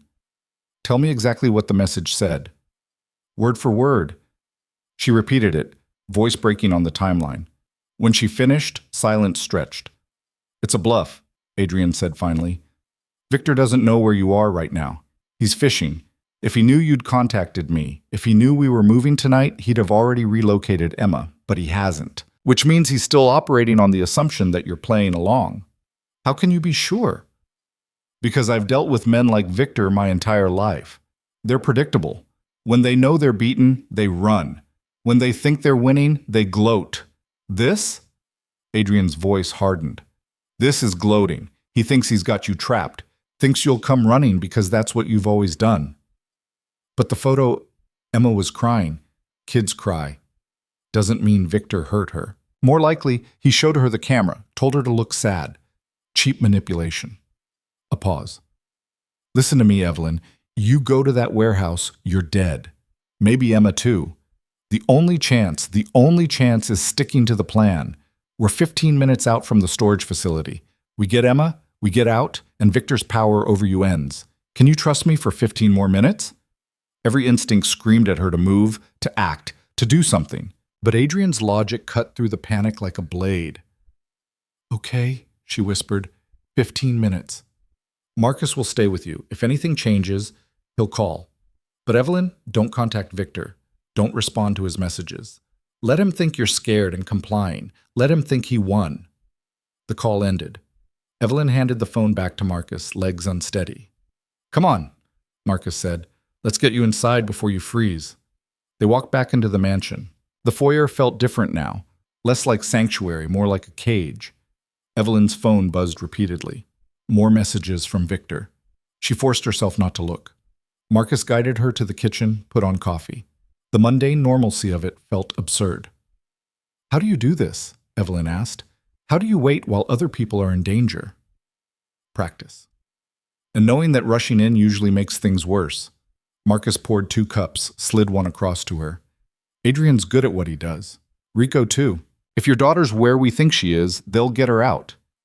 And if she's not? Then we move to plan B, but we don't borrow trouble before it arrives. Evelyn wrapped her hands around the coffee mug, trying to absorb its warmth. Her phone kept buzzing, Victor's messages piling up. She could imagine the escalation, confusion turning to anger, anger turning to threats. Let him think he won, Adrian had said. So she waited, watched the clock on the kitchen wall tick through the longest 15 minutes of her life. Marcus sat across from her, silent and steady, a fixed point in the chaos. At 8:17, Marcus's phone rang. He answered immediately. Talk to me. His expression didn't change as he listened. Understood. We'll be ready. He hung up, looked at Evelyn. They're in position. Dimitri cut the power. Rico's team is moving. And Emma? They're confirming now. Should have eyes on the location in 60 seconds. 60 seconds. Evelyn counted them. Each one felt like drowning. Her phone buzzed again. This time, a call. Victor's number. Don't answer it, Marcus said. He'll know something's wrong. He already knows something's wrong. You were supposed to arrive at the warehouse 10 minutes ago. Answering now just gives him information. The phone rang 4 times, then went to voicemail. Evelyn's hands trembled so badly she nearly dropped the mug. Marcus's phone rang again. He answered, listened, then smiled. They've got visual confirmation. Your daughter's there, alive and unharmed. Relief hit Evelyn like a physical force. She doubled over, hands braced on the table, trying to remember how to breathe. What now? Now Rico's team extracts her. Should take about 3 minutes if everything goes smooth. 3 minutes. After 3 months of hell, 3 minutes stood between Evelyn and her daughter. The wait was excruciating. Evelyn's phone kept ringing. Victor, over and over, growing more insistent. Let him call. Let him panic. Let him feel a fraction of what she'd felt. At 8:23, Marcus's phone rang one more time. He answered, listened, and his entire posture relaxed. They've got her. Emma's secure. Team's extracting now. The words didn't feel real. Evelyn's vision swam. She's okay? She's not hurt? Scared but unharmed. Rico said she's asking for you. Marcus stood. They're bringing her here. ETA 30 minutes. 30 minutes. Half an hour until she could hold her daughter again. Evelyn's phone rang. Victor again. This time, she answered. Where the hell are you? His voice vibrated with barely controlled rage. I told you 1 hour. It's been... I'm not coming, Evelyn said. Her voice came out stronger than she felt. And you don't have Emma anymore. The silence on the other end was absolute. What did you do? Victor's voice dropped to something cold and lethal. What the fuck did you do, Evie? I stopped being afraid of you. That's what I did. You think Moretti can protect you? You think his money, his connections, his hired thugs make you safe? Victor laughed, ugly and sharp. I will burn his house down. I will kill everyone you care about. I will make you watch. No, you won't, Adrian's voice cut in. He must have taken the phone from someone on his end. Because if you come anywhere near Evelyn or her daughter, I'll do to you what you should have expected the moment you kidnapped a child. Moretti should have known. Victor's tone shifted, calculating. You want to go to war over some waitress and her kid? That's bad business. It's not about business. It's about you being stupid enough to operate in my city without understanding the rules. Rule 1, you don't take children. Rule 2, you don't threaten people under my protection. You broke both. Adrian's voice went cold. Emma's safe. Your leverage is gone. And if you're smart, you'll leave Chicago tonight and never come back. Or what? Or I'll make sure you don't leave at all. Victor's response was immediate. This isn't over. I've got resources too. People who owe me. You just made a very expensive enemy. I've had expensive enemies before. They're all dead. Adrian paused. Clock's ticking, Victor. Run while you still can. The call ended. Evelyn stared at her phone, adrenaline and relief warring in her chest. Is it really over? She asked Marcus. The hard part is, but Victor's not the type to go quietly. He'll make noise, try to save face. Adrian will handle it. How? Marcus shrugged. Above my pay grade. But I've seen him deal with problems like Victor before. Usually ends with the problem leaving town or leaving life. Either way, it ends. The casual violence in the statement should have shocked her. Instead, it felt like justice. They waited in the kitchen. Evelyn couldn't sit still, pacing between the counter and the window, watching for headlights in the drive. Her daughter was coming home. After 3 months of nightmares, Emma was coming home. At 8:52, headlights appeared. 2 cars, black SUVs with tinted windows. They pulled up to the entrance.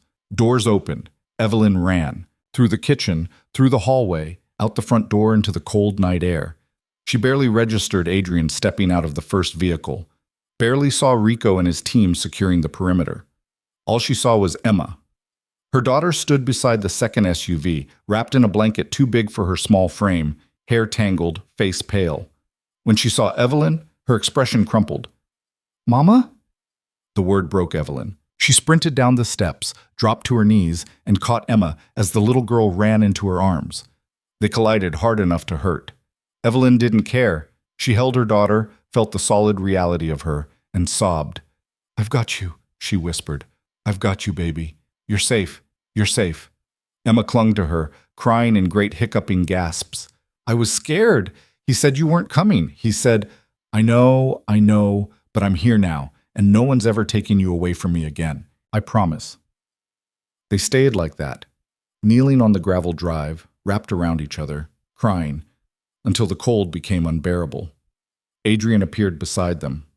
Let's get you both inside, he said quietly.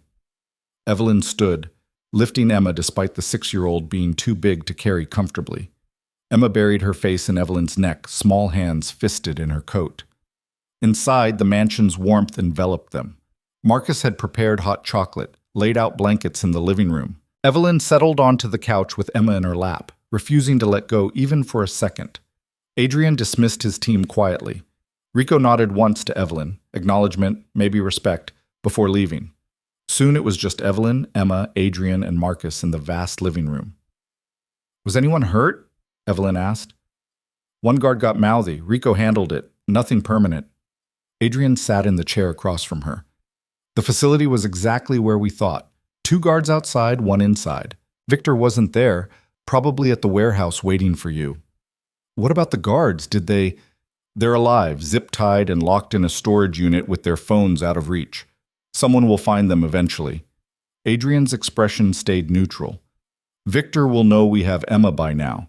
Question is what he does about it. He threatened to come after us. After you." "He did. He won't." The certainty in Adrian's voice made Evelyn believe it. She looked down at Emma, who'd stopped crying but still clung with desperate strength. "Hey, baby," Evelyn murmured. "There's someone I want you to meet." Emma lifted her head slightly, wary. "This is Mr. Moretti. He helped bring you home."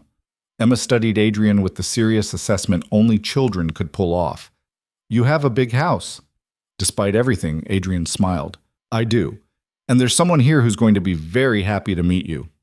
On cue, footsteps sounded on the stairs. Emma Moretti appeared, rubbing sleep from her eyes, hair mussed. "Miss Carter? I heard voices. Is everything—" She stopped, seeing the other little girl. Oh. 2 Emmas, same age, same wide eyes, both looking confused and curious in equal measure. "Emma," Evelyn said to her daughter, "this is Emma. She lives here with her daddy. I've been helping take care of her." "You have the same name as me," Evelyn's Emma said. "Yeah." Emma Moretti moved closer, shy but interested. "That's weird. Super weird." And just like that, the tension broke. Kids had a way of cutting through complexity to the simple truth. Names were weird, and new people were interesting. "You want to see my room?" Emma Moretti asked. "I have a lot of stuffed animals." Evelyn's Emma looked to her mother for permission. Evelyn hesitated. She didn't want to let go, didn't want her daughter out of sight for even a second. "It's okay, Mama," Emma whispered. "I'll stay where you can see me." The maturity in her voice hurt. 3 months with Victor had aged her in ways no child should age. "Okay," Evelyn managed, "but stay close." The 2 girls headed toward the stairs, Emma Moretti chattering about her rabbit collection, Evelyn's Emma listening with cautious interest. When they were gone, silence settled over the room. "She's stronger than she looks," Adrian observed. "She had to be. Living with Victor—" Evelyn's voice caught. "Thank you for getting her out, for believing me. You would have done it yourself if you could. I just had better resources." Adrian leaned forward. "But we need to talk about what happens next." "What do you mean?" "Victor's not going to let this go. He's lost face, lost leverage, lost control. Men like him don't handle that well. He'll try something, retaliation, revenge, something to prove he's still dangerous. So what do we do?" "You stay here, both of you. My security's tighter than anything Victor can penetrate. Give me a week to make the threat go away." Evelyn's stomach clenched. "Make it go away how?" Adrian's expression told her everything she needed to know. This wasn't going to end with lawyers and restraining orders. This was going to end the way things ended in his world, permanent and final. "I don't want you to kill him because of me," she said quietly. "I'm not doing it because of you. I'm doing it because he kidnapped a child in my city, because he threatened people under my protection, because he's the kind of cancer that spreads if you don't cut it out." Adrian stood. "Victor made choices. Now he gets to live with the consequences. Or not live. Depends on how smart he is." Marcus cleared his throat. "I'll set up rooms for both Emmas. Make sure they're comfortable." He left. Adrian moved to the window, looking out at Chicago's glittering skyline. "You can stay as long as you need," he said. "Both of you. The position with Emma, my Emma, is still open if you want it. And when this settles, When Victor's not a threat anymore, you'll have options, choices, the kind you haven't had in a long time. The kindness in his words made Evelyn's throat tight. Why are you doing this? Really? You could have kicked me out, could have let me handle Victor alone. Because you came back. You told the truth when lying would have been easier. And because, he paused, because my daughter needs you. She's happy when you're here, and I haven't seen her happy much since her mother died. Evelyn stood, moved to stand beside him at the window.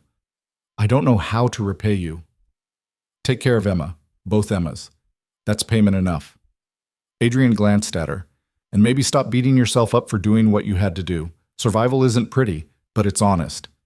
They stood in comfortable silence until laughter drifted down from upstairs. Two little girls bonding over shared names and stuffed animals, oblivious to the violence that had brought them together. I should check on them, Evelyn said. Go. I've got some calls to make. Evelyn climbed the stairs, following the sound of voices to Emma Moretti's room. Both girls sat on the floor, surrounded by a menagerie of plush toys, engaged in some elaborate game involving a dragon and a princess. Her Emma looked up, smiled. Mama, look, she has a unicorn that glows in the dark. I see that. It's very cool. Can we have one? The question, so normal, so childlike, made Evelyn want to cry again. Maybe. We'll see. Emma Moretti held up a purple rabbit. She can have this one. I have like 10 rabbits. That's very sweet, honey, but it's okay. I want her to have it. Emma Moretti pressed the rabbit into Emma's hands. So you remember me. The simple generosity broke through Evelyn's daughter's shell. She hugged the rabbit, then, tentatively, hugged Emma Moretti. Thank you, she whispered. Watching them, Evelyn felt something shift inside her chest. Hope, maybe. Or the first fragile belief that things might actually be okay. Her phone buzzed. She pulled it out, tensed. Victor, you made your choice. Now I make mine. Sleep tight, Evie, if you can. She deleted the message without responding. Let him make threats. Let him rage. He'd lost, and somewhere deep down, he knew it. Adrian appeared in the doorway. Marcus set up the room next to this one for your Emma. Figured the girls might want to be close. That's perfect. Thank you. He nodded, started to leave, then stopped. Evelyn, one more thing. Tomorrow, Rico's going to need a statement from you. Everything you know about Victor's operation, locations, contacts, patterns, anything that helps us shut him down permanently. You're going after his whole organization? Can't leave loose ends. His people might get ideas about revenge. Adrian's expression hardened. When I end something, I end it completely. The words should have frightened her. Instead, they felt like protection. I'll tell Rico everything, she said. Good. Get some rest. Tomorrow's going to be long. He left. Evelyn sat on the floor with the two Emmas, letting their chatter wash over her. For the first time in 3 months, she wasn't planning 10 steps ahead, wasn't calculating risks and escape routes. For the first time in 3 months, she just existed in the moment. At 9:30, both girls started yawning. Evelyn tucked them each into bed, Emma Moretti in her own room, her Emma in the room next door. When she kissed her daughter goodnight, Emma grabbed her hand. You're not leaving, right? You're staying here? I'm staying right down the hall, baby. I'm not going anywhere. Promise? I promise. Emma's eyes drifted closed. Within minutes, she was asleep, purple rabbit clutched to her chest. Evelyn stood in the doorway watching her daughter sleep, something she'd dreamed about for 3 months, something she'd thought might never happen again. The relief was so intense it felt physical. She found Adrian in his study, on the phone, speaking in rapid Italian. When he saw her, he wrapped up the conversation and hung up. Everything okay? He asked. Yeah, just thank you. Again, I know I keep saying it, but you don't have to keep thanking me. We're good. Evelyn hesitated. What happens to Victor? You really want to know? No, but I feel like I should. Adrian considered this. He's got 48 hours to leave Chicago. After that, he becomes a problem that solves itself. That's all you need to know. And if he doesn't leave, he will. I made sure he understands the alternative. The finality in his voice said the conversation was over. Evelyn nodded, started to leave. Evelyn? She turned. Your daughter's brave. Like her mother. The compliment caught her off guard. I didn't feel brave. I felt terrified. Same thing sometimes. Bravery's just fear that keeps moving forward. Adrian's expression softened. Get some sleep. You've earned it. Evelyn went to her room again, not a temporary stop, and collapsed onto the bed. Sleep came fast, dreamless and deep. The kind that only happens when your body finally believes the nightmare is over. She woke to sunlight streaming through windows and the sound of children's laughter. For a moment, she didn't remember where she was. Then it all rushed back. The rescue, Emma safe, Victor's threats neutralized. She dressed quickly and followed the laughter downstairs. Both Emmas sat at the kitchen table with Marcus, who was attempting to make pancakes with minimal success. Mama! Her Emma jumped up, ran over. Marcus is teaching us to cook, but he's really bad at it. I heard that, Marcus said, but he was smiling. Emma Moretti giggled. The first one looked like a shoe. It did not look like a shoe, it looked like… Marcus flipped a pancake that was definitely shoe-shaped. Okay, it looks like a shoe. The normalcy of it, the laughter, the teasing, the simple domesticity made Evelyn's chest ache. This was what she'd been fighting for. Not just survival, but this. Life. Light. Her daughter happy. Adrian appeared already dressed for the day. Rico's waiting in my office when you're ready. I'll go now, Evelyn said. She found Rico in Adrian's study, reviewing documents on a laptop. He looked up when she entered. Morning? Coffee? I'm good. Thanks. Let's get started then. I need everything you know about Victor's operation. Start with locations. For the next 2 hours, Evelyn talked. She described the warehouse, the storage facility, the house in Lincoln Park, named every contact she'd met, every piece of information Victor had forced her to gather. Rico took notes methodically, occasionally asking clarifying questions. When she finished, Rico leaned back. That's good, real good. Gives us a lot to work with. What are you going to do? Make it impossible for Victor to operate in this city. His distribution gets disrupted, his contacts get nervous, his money gets frozen. Within a week, he'll have nothing left but the choice to run or fight. And if he fights… Rico shrugged. Adrian's got that covered. The matter-of-fact delivery made it sound like business. Maybe in Adrian's world, it was. One more thing, Rico said. Adrian wants you to know, Victor tried to hit back last night. Sent some guys to scope out the mansion. We sent them home with a message. Evelyn's blood ran cold. Is everyone okay? Everyone here is fine. Victor's guys, not so much. But they're alive, mostly. Rico closed his laptop. Point is, Victor knows he can't touch you here. But he's desperate.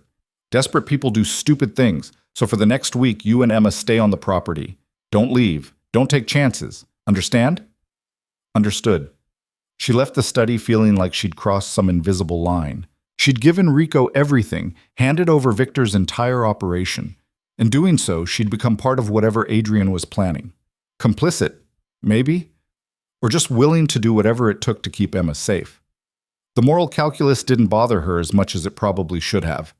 Downstairs, both Emmas had moved to the living room, building an elaborate fort out of couch cushions.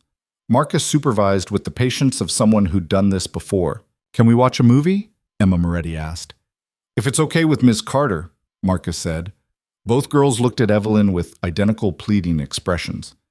Sure, something age-appropriate. They cheered. Marcus set up a movie. Some animated thing about talking animals. The girls settled in, sharing blankets and the purple rabbit. Evelyn sat nearby, watching them more than the screen. Her daughter, safe and laughing. Emma Moretti, happier than she'd been in weeks. Two little girls who should never have met, now bonded by circumstance and shared trauma. Adrian appeared in the doorway, gestured for Evelyn to join him in the hall. Everything okay? She asked. Fine. Just wanted to update you. Victor left Chicago an hour ago, private plane to Miami. Rico's people confirmed he crossed into Florida airspace 20 minutes ago. Relief and disbelief warred in Evelyn's chest. He actually left? Apparently he's smarter than I gave him credit for. Realized he couldn't win this fight. Adrian paused. Doesn't mean it's over. He'll regroup, lick his wounds, maybe try something from a distance, but the immediate threat is gone. So we're safe? For now. I'm keeping security tight for another week, just in case. But yeah, you're safe. The word settled over Evelyn like a blanket. Safe. After 3 months of living in terror, she was safe. Thank you, she whispered, for everything, for believing me, for helping, for— Stop, Adrian's voice gentled. You would have done the same. Besides, my daughter's in there laughing. That's worth more than you know. They stood in the hallway, listening to the sounds of children playing, the TV murmuring, the peaceful ordinariness of it all. So what now? Evelyn asked. Now you rest, you heal, you let Emma be a kid again. Adrian met her eyes. And when you're ready, we talk about what comes next. Job, future, whatever you need. I don't even know what I need. Then figure it out. No rush. You've got time now. Use it. He walked away, leaving Evelyn alone with her thoughts and the sound of her daughter's laughter. Time. She had time. For the first time in years, the future felt like possibility instead of threat. The next 3 days passed in a strange, suspended peace. Evelyn kept waiting for the other shoe to drop, for Victor to reappear, for some new threat to emerge, for the fragile safety to shatter. But nothing happened. The mansion remained quiet. The girls played. Life continued. On the 4th morning, Evelyn woke to find her daughter already out of bed. Panic spiked before she heard laughter from downstairs. She dressed quickly and found both Emmas in the sunroom with Marcus painting watercolors. Mama, look! Her Emma held up a paper covered in enthusiastic purple strokes. It's a dragon. It's beautiful, baby. Emma Moretti showed her own painting, something with more structure, possibly a house. We're making a whole story. Emma's dragon lives in my castle. Our castle, Evelyn's Emma corrected. We both live there. The easy friendship between them still caught Evelyn off guard. 3 months ago, her daughter had been withdrawn, scared of new people. Now she giggled with Emma Moretti like they'd known each other forever. Trauma did strange things.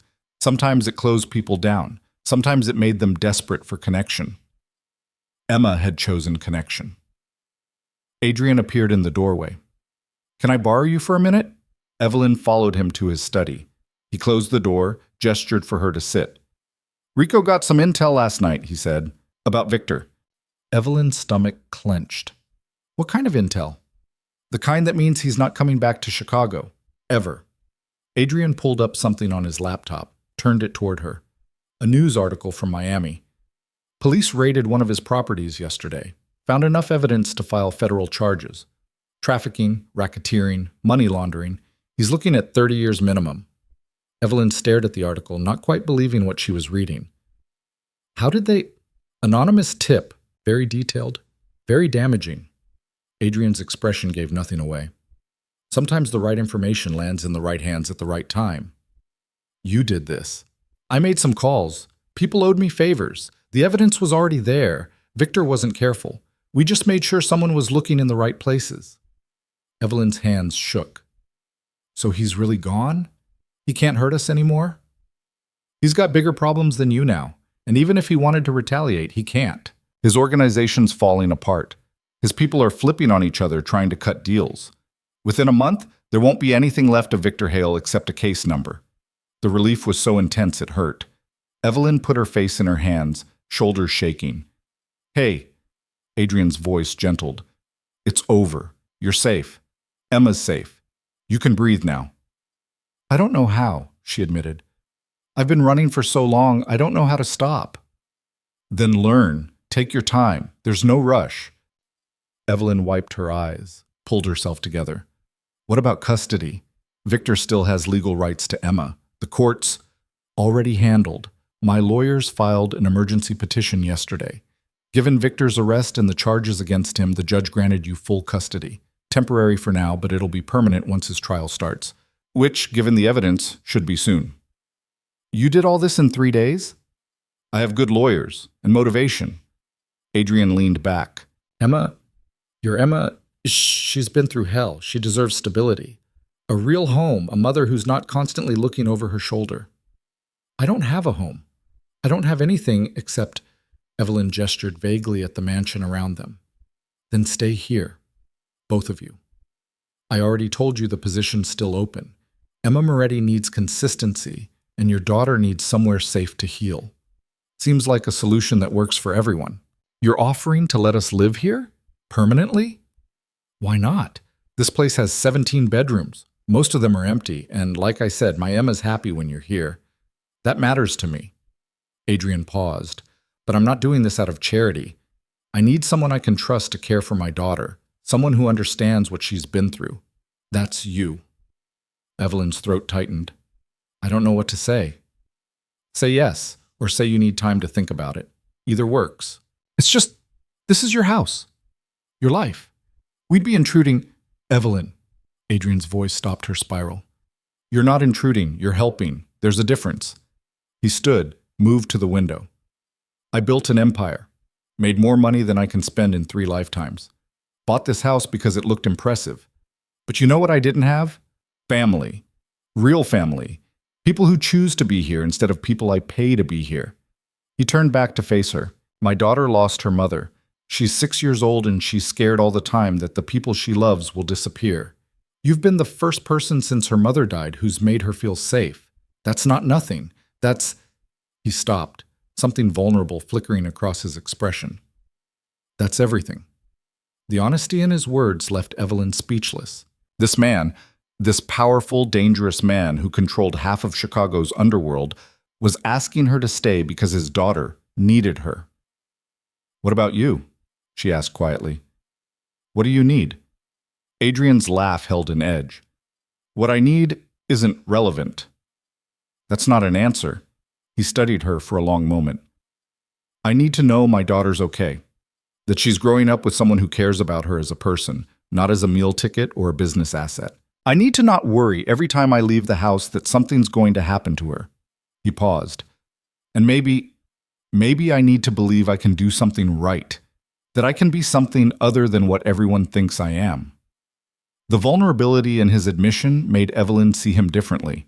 Not the crime boss, not the enforcer, just a man trying to be a good father while navigating a world that didn't allow for softness. Okay, she said. We'll stay. Adrian's shoulders relaxed fractionally. Yeah? Yeah, but I want to do this right. I want a real salary, a real contract. I don't want to feel like I'm freeloading or... Done. My lawyers will draw something up. Fair market rate, benefits, the whole thing. Adrian moved back to his desk. And Evelyn? Thank you for giving us, a chance. She left the study feeling like she'd just signed on for something far more complex than a job. But looking at her daughter's painting on the fridge, hearing laughter from the sunroom, she couldn't bring herself to regret it. That evening, Adrian called both Emmas into his study. Evelyn waited in the hallway, giving them space but close enough to intervene if needed. Girls, I have something to tell you, Adrian said. Ms. Carter and her daughter are going to be staying with us, permanently. How do you feel about that? Emma Moretti's squeal of delight answered before words could. Really? They're staying forever? Well, for a long time at least. Yes. Emma Moretti turned to Evelyn's Emma. We can be sisters. Evelyn's Emma looked uncertain. But we're not related. So, we can still be sisters, sisters in our hearts. Emma Moretti said it with the absolute conviction only children possessed. Okay, Evelyn's Emma said slowly. Then, gaining confidence, okay, yeah, sisters. They hugged, giggling. Adrian caught Evelyn's eye over their heads, something warm in his expression. The days that followed fell into a new rhythm. Mornings meant lessons. Evelyn taught both girls together now, finding that they learned better as a team. Afternoons brought art projects or reading or, on good days, trips to the mansion's garden where Marcus had set up a small playground. Evelyn's Emma still woke up with nightmares sometimes, still flinched at loud noises, still asked 3 times a day if Evelyn was staying, but slowly, incrementally, she started to relax, started to believe that this place might actually be safe. Emma Moretti blossomed too. Having another child in the house, having a friend, a sister, brought out a confidence she'd been missing. She laughed more, talked more, started drawing elaborate plans for adventures she and Emma would have when they grew up. And Adrian, watching his daughter transform, changed too. He smiled more easily. Came home earlier. Carved out time for family dinners that felt surprisingly normal despite the circumstances. 2 weeks after Victor's arrest, Evelyn received a call from a lawyer in Miami. Victor wanted to see her, wanted to talk about Emma's custody, about visitation rights, about... Evelyn hung up before the lawyer could finish. Adrian found her in the kitchen afterwards, staring at nothing. You okay? Victor's lawyer called. He wants to negotiate custody terms. What did you say? I hung up on them. Evelyn's hands clenched. He doesn't get to do this. He kidnapped her, terrorized her, used her as a weapon, and now he thinks he deserves visitation rights? He doesn't, and he won't get them. My lawyers will make sure of it. Adrian sat across from her. But you need to decide something. Do you want Emma to know what her father did? The truth about why he's in prison? Evelyn hadn't let herself think about it. She's 6. How do I explain that her father is a monster? You don't. Not yet. You tell her he made bad choices and now he can't be around people for a while. Keep it simple. When she's older, when she can understand, then you tell her the truth. And if she hates me for keeping it from her, then you deal with that when it happens. But lying to protect your kid isn't the same as lying to hurt them. She'll understand that eventually. The wisdom in his words steadied her. You're good at this. The father thing. Adrian's laugh was bitter. I'm making it up as I go. Half the time I have no idea what I'm doing. That's parenting. Everyone's making it up. Yeah? He looked at her, something vulnerable in his expression. You think I'm doing okay? With Emma, I mean? I think you're doing great. She loves you. She feels safe with you. That's what matters. Something shifted in the air between them. A recognition, maybe. They were both broken people trying to be good parents, both fumbling through impossible situations, both doing their best with what they had. Thank you, Adrian said quietly, for being here, for helping. Thank you for giving us a place to be. They sat in comfortable silence until Marcus poked his head in. Girls are asking for bedtime stories. Apparently they need both of you. Evelyn and Adrian exchanged glances, then headed upstairs together. They found both Emma's in Emma Moretti's room, already in pajamas, waiting expectantly. We want the dragon story, Emma Moretti announced, but the long version. The long version takes like an hour, Adrian protested. Please, Daddy, please. He caved immediately. They always did. So they settled in. Adrian in the armchair, Evelyn on the edge of the bed, both girls tucked under covers, and took turns telling an elaborate story about a dragon and a princess who became friends and saved their kingdom from an evil sorcerer. Evelyn's Emma asked questions throughout, invested in the story's logic. Emma Moretti added details, improvising plot points. Adrian played along, his deep voice bringing the dragon to life. Evelyn narrated the princess's parts, making both girls giggle at the voices she used. By the time they finished, both Emmas were yawning. Can we do this again tomorrow? Evelyn's Emma asked. Every night if you want, Evelyn said. Promise? Promise. They kissed both girls goodnight. As Evelyn turned to leave, her Emma grabbed her hand. Mama, are we really staying here? Forever? For a long time, baby. As long as we want. I want forever. Then forever it is. Emma smiled, satisfied, and closed her eyes. In the hallway, Adrian walked beside Evelyn toward the stairs. That was nice, he said. The story thing. They loved it. You're a natural. I don't know about that, but I'm trying. They reached the landing. Adrian hesitated like he wanted to say something but didn't know how. What? Evelyn prompted. I was thinking maybe this weekend we could take the girls somewhere. Zoo, museum, something normal. Get them out of the house. That sounds great. Yeah? Relief crossed his face. Okay, good. I'll set it up. He started down the stairs, then stopped. Evelyn? She turned. I'm glad you're here, both of you. This place, it feels different now. Better. Before she could respond, he continued down the stairs, leaving her alone with the weight of his words. The weekend trip to the zoo was chaos in the best way. Both Emmas raced from exhibit to exhibit, dragging the adults behind them. They insisted on seeing everything: the lions, the monkeys, the penguins, the reptile house that made Emma Moretti squeal and hide behind her father. Marcus came along, ostensibly for security, but mostly because the girls had begged. He bought them cotton candy and let them climb on his shoulders to see over crowds.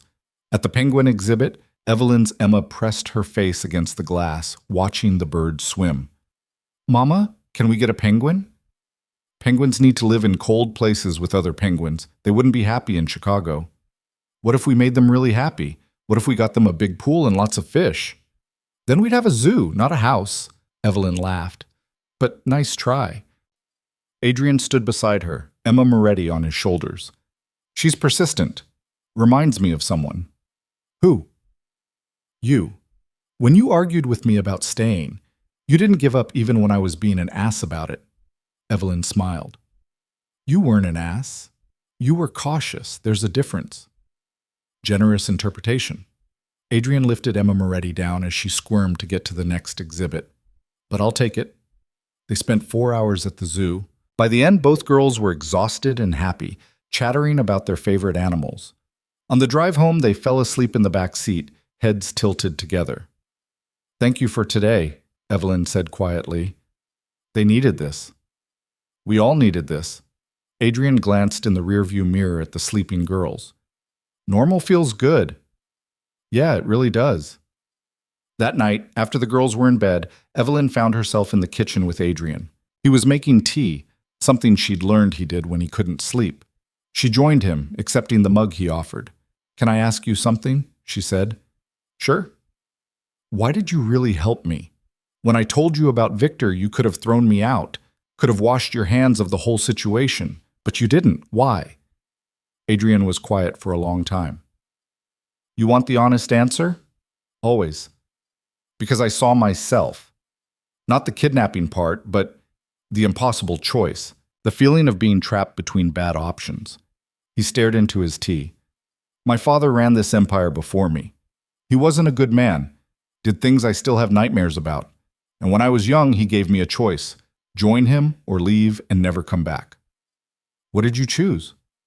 I joined, told myself I'd be different, that I'd change things from the inside. And maybe I have, a little.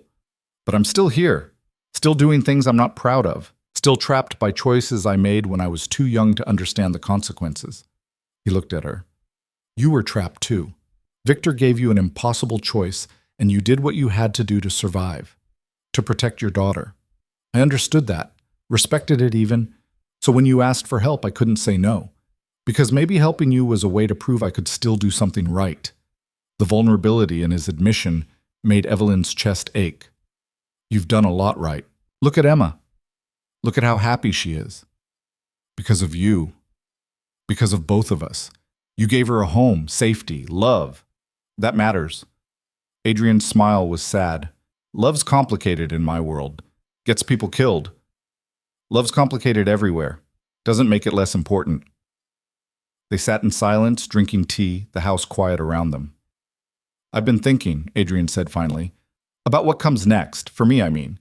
This life, the business, the empire, it's not sustainable. Not if I want to be the father Emma deserves. What are you saying? I'm saying maybe it's time to step back, hand things over to people I trust and focus on what actually matters. He set down his mug. I've spent 20 years building power.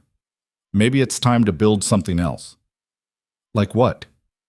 Like a life. A real one. The kind where I don't have to worry about enemies or rivals or federal investigations. The kind where I can take my daughter to the zoo without bringing armed security. He paused. The kind where people stay because they want to, not because they're paid to. The implication hung in the air between them. Evelyn's pulse quickened. That's a big change, she said carefully. Yeah, probably impossible, but maybe... He met her eyes. Maybe worth trying. Before Evelyn could respond, footsteps sounded on the stairs. Her Emma appeared, rubbing her eyes, clutching the purple rabbit. Mama, I had a bad dream. Evelyn stood immediately. Come here, baby. Emma climbed into her lap, small and warm and real. I dreamed you left again, that I woke up and you were gone. I'm not going anywhere, I promise. You're stuck with me. Good. Emma yawned. Can I sleep with you tonight? Of course. Adrian watched them with an expression Evelyn couldn't quite read. Soft, maybe, or wistful. Good night, Mr. Moretti, Emma said politely. Good night, Emma. Sweet dreams. Evelyn carried her daughter upstairs, tucked her into bed, and lay beside her until sleep came. When she was sure Emma was out, she returned downstairs. Adrian was still in the kitchen. She okay? He asked. Yeah, just nightmares. They're getting less frequent, but Evelyn shrugged. Healing takes time. For both of you. For all of us, Evelyn corrected. They stood in the kitchen, the space between them charged with things unsaid. I meant what I said earlier, Adrian said quietly. About stepping back. About building something different. And He stopped, seeming to struggle with the words. I'd like you to be part of that. If you want. No pressure, just an option. Evelyn's heart hammered. Adrian, you don't have to answer now. Just think about it. Think about what you want, not what you think you should want, or what's safest, or what makes sense. What you actually want. And if I don't know yet, then take your time figuring it out. I'm not going anywhere either. The promise in his words felt like possibility. Like maybe, after everything, they could build something good, something real. Okay, Evelyn whispered. I'll think about it. Adrian smiled, genuine, warm, the kind of smile she hadn't seen from him before. That's all I'm asking. The following weeks brought a new kind of normal. Evelyn taught the girls, helped with homework, read bedtime stories. Adrian came home earlier, spent more time with Emma, started the slow process of disentangling himself from the uglier parts of his business. Rico handled most of the day-to-day operations now. Adrian still made the big decisions, but he was present less, available more.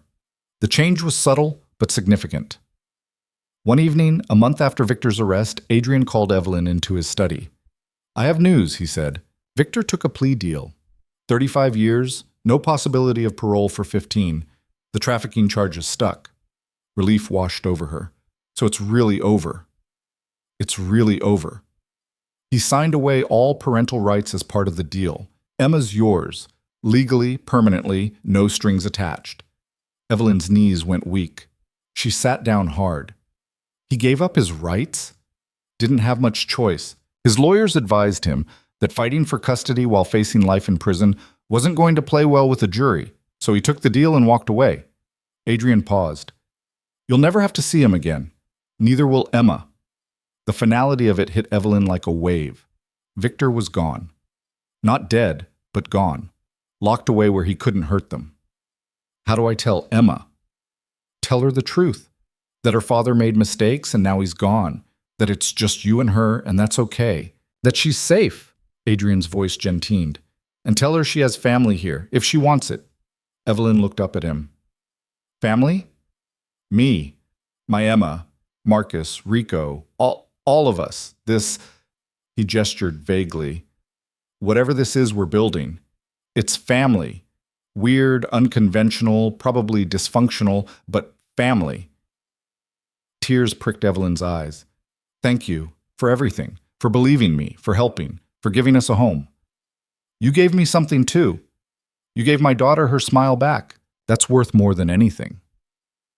That night, Evelyn sat her daughter down and explained as gently as she could that Victor wouldn't be part of their lives anymore, that he'd made choices that hurt people, and now he had to face the consequences. Emma listened, face serious. When Evelyn finished, she was quiet for a long time. Is he ever coming back? She asked finally. No, baby. He's not. Good. The word came out fierce. I don't want to see him. He was mean. He scared me. I know. And I'm so sorry I couldn't protect you from that. But you did protect me. You came back. You brought Mr. Moretti, and he got me out. Emma hugged Evelyn tight. You always protect me, Mama. Always.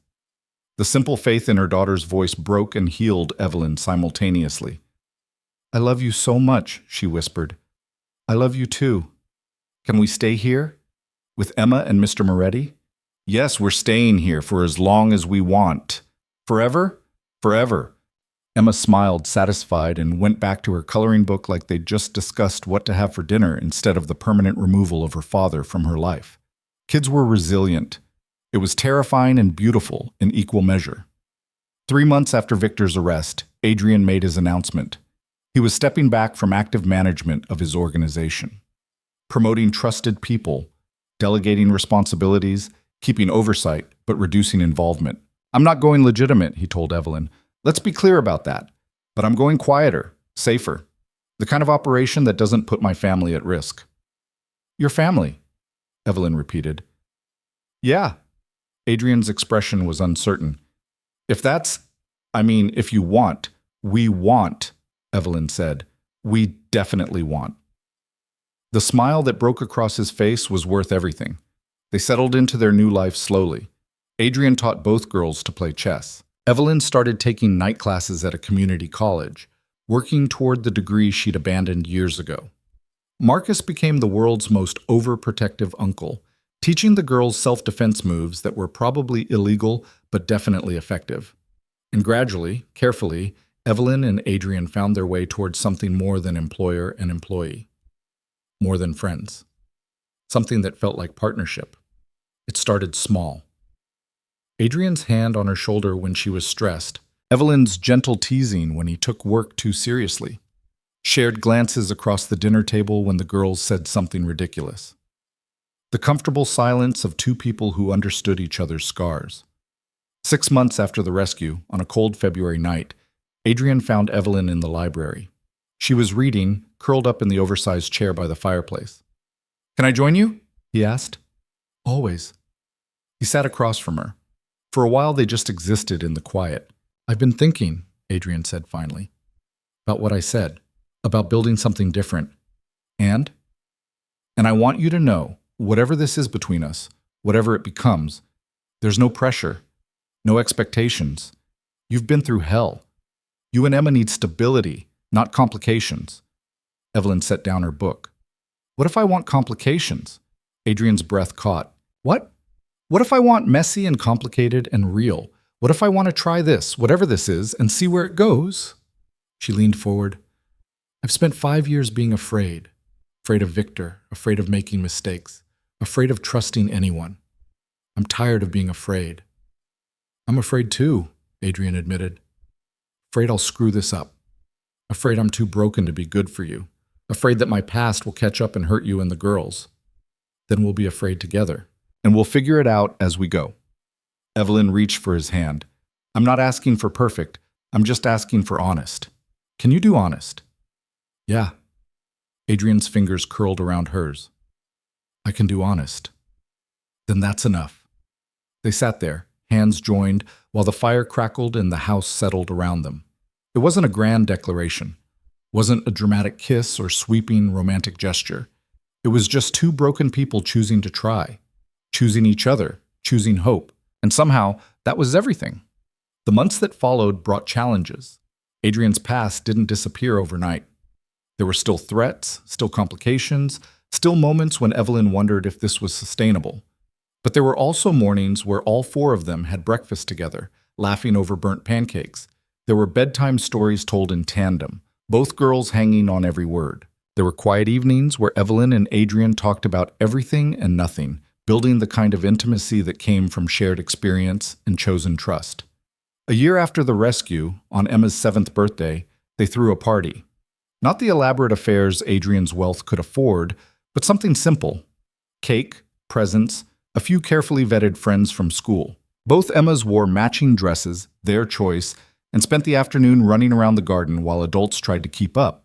Marcus presented them with an elaborate treehouse he'd been secretly building for months. The girls screamed with delight and immediately claimed it as their fortress. You spoil them, Evelyn told him. Someone has to. Plus, it keeps them out of trouble. Marcus grinned. Mostly. Rico showed up with presents, books for both girls, carefully selected.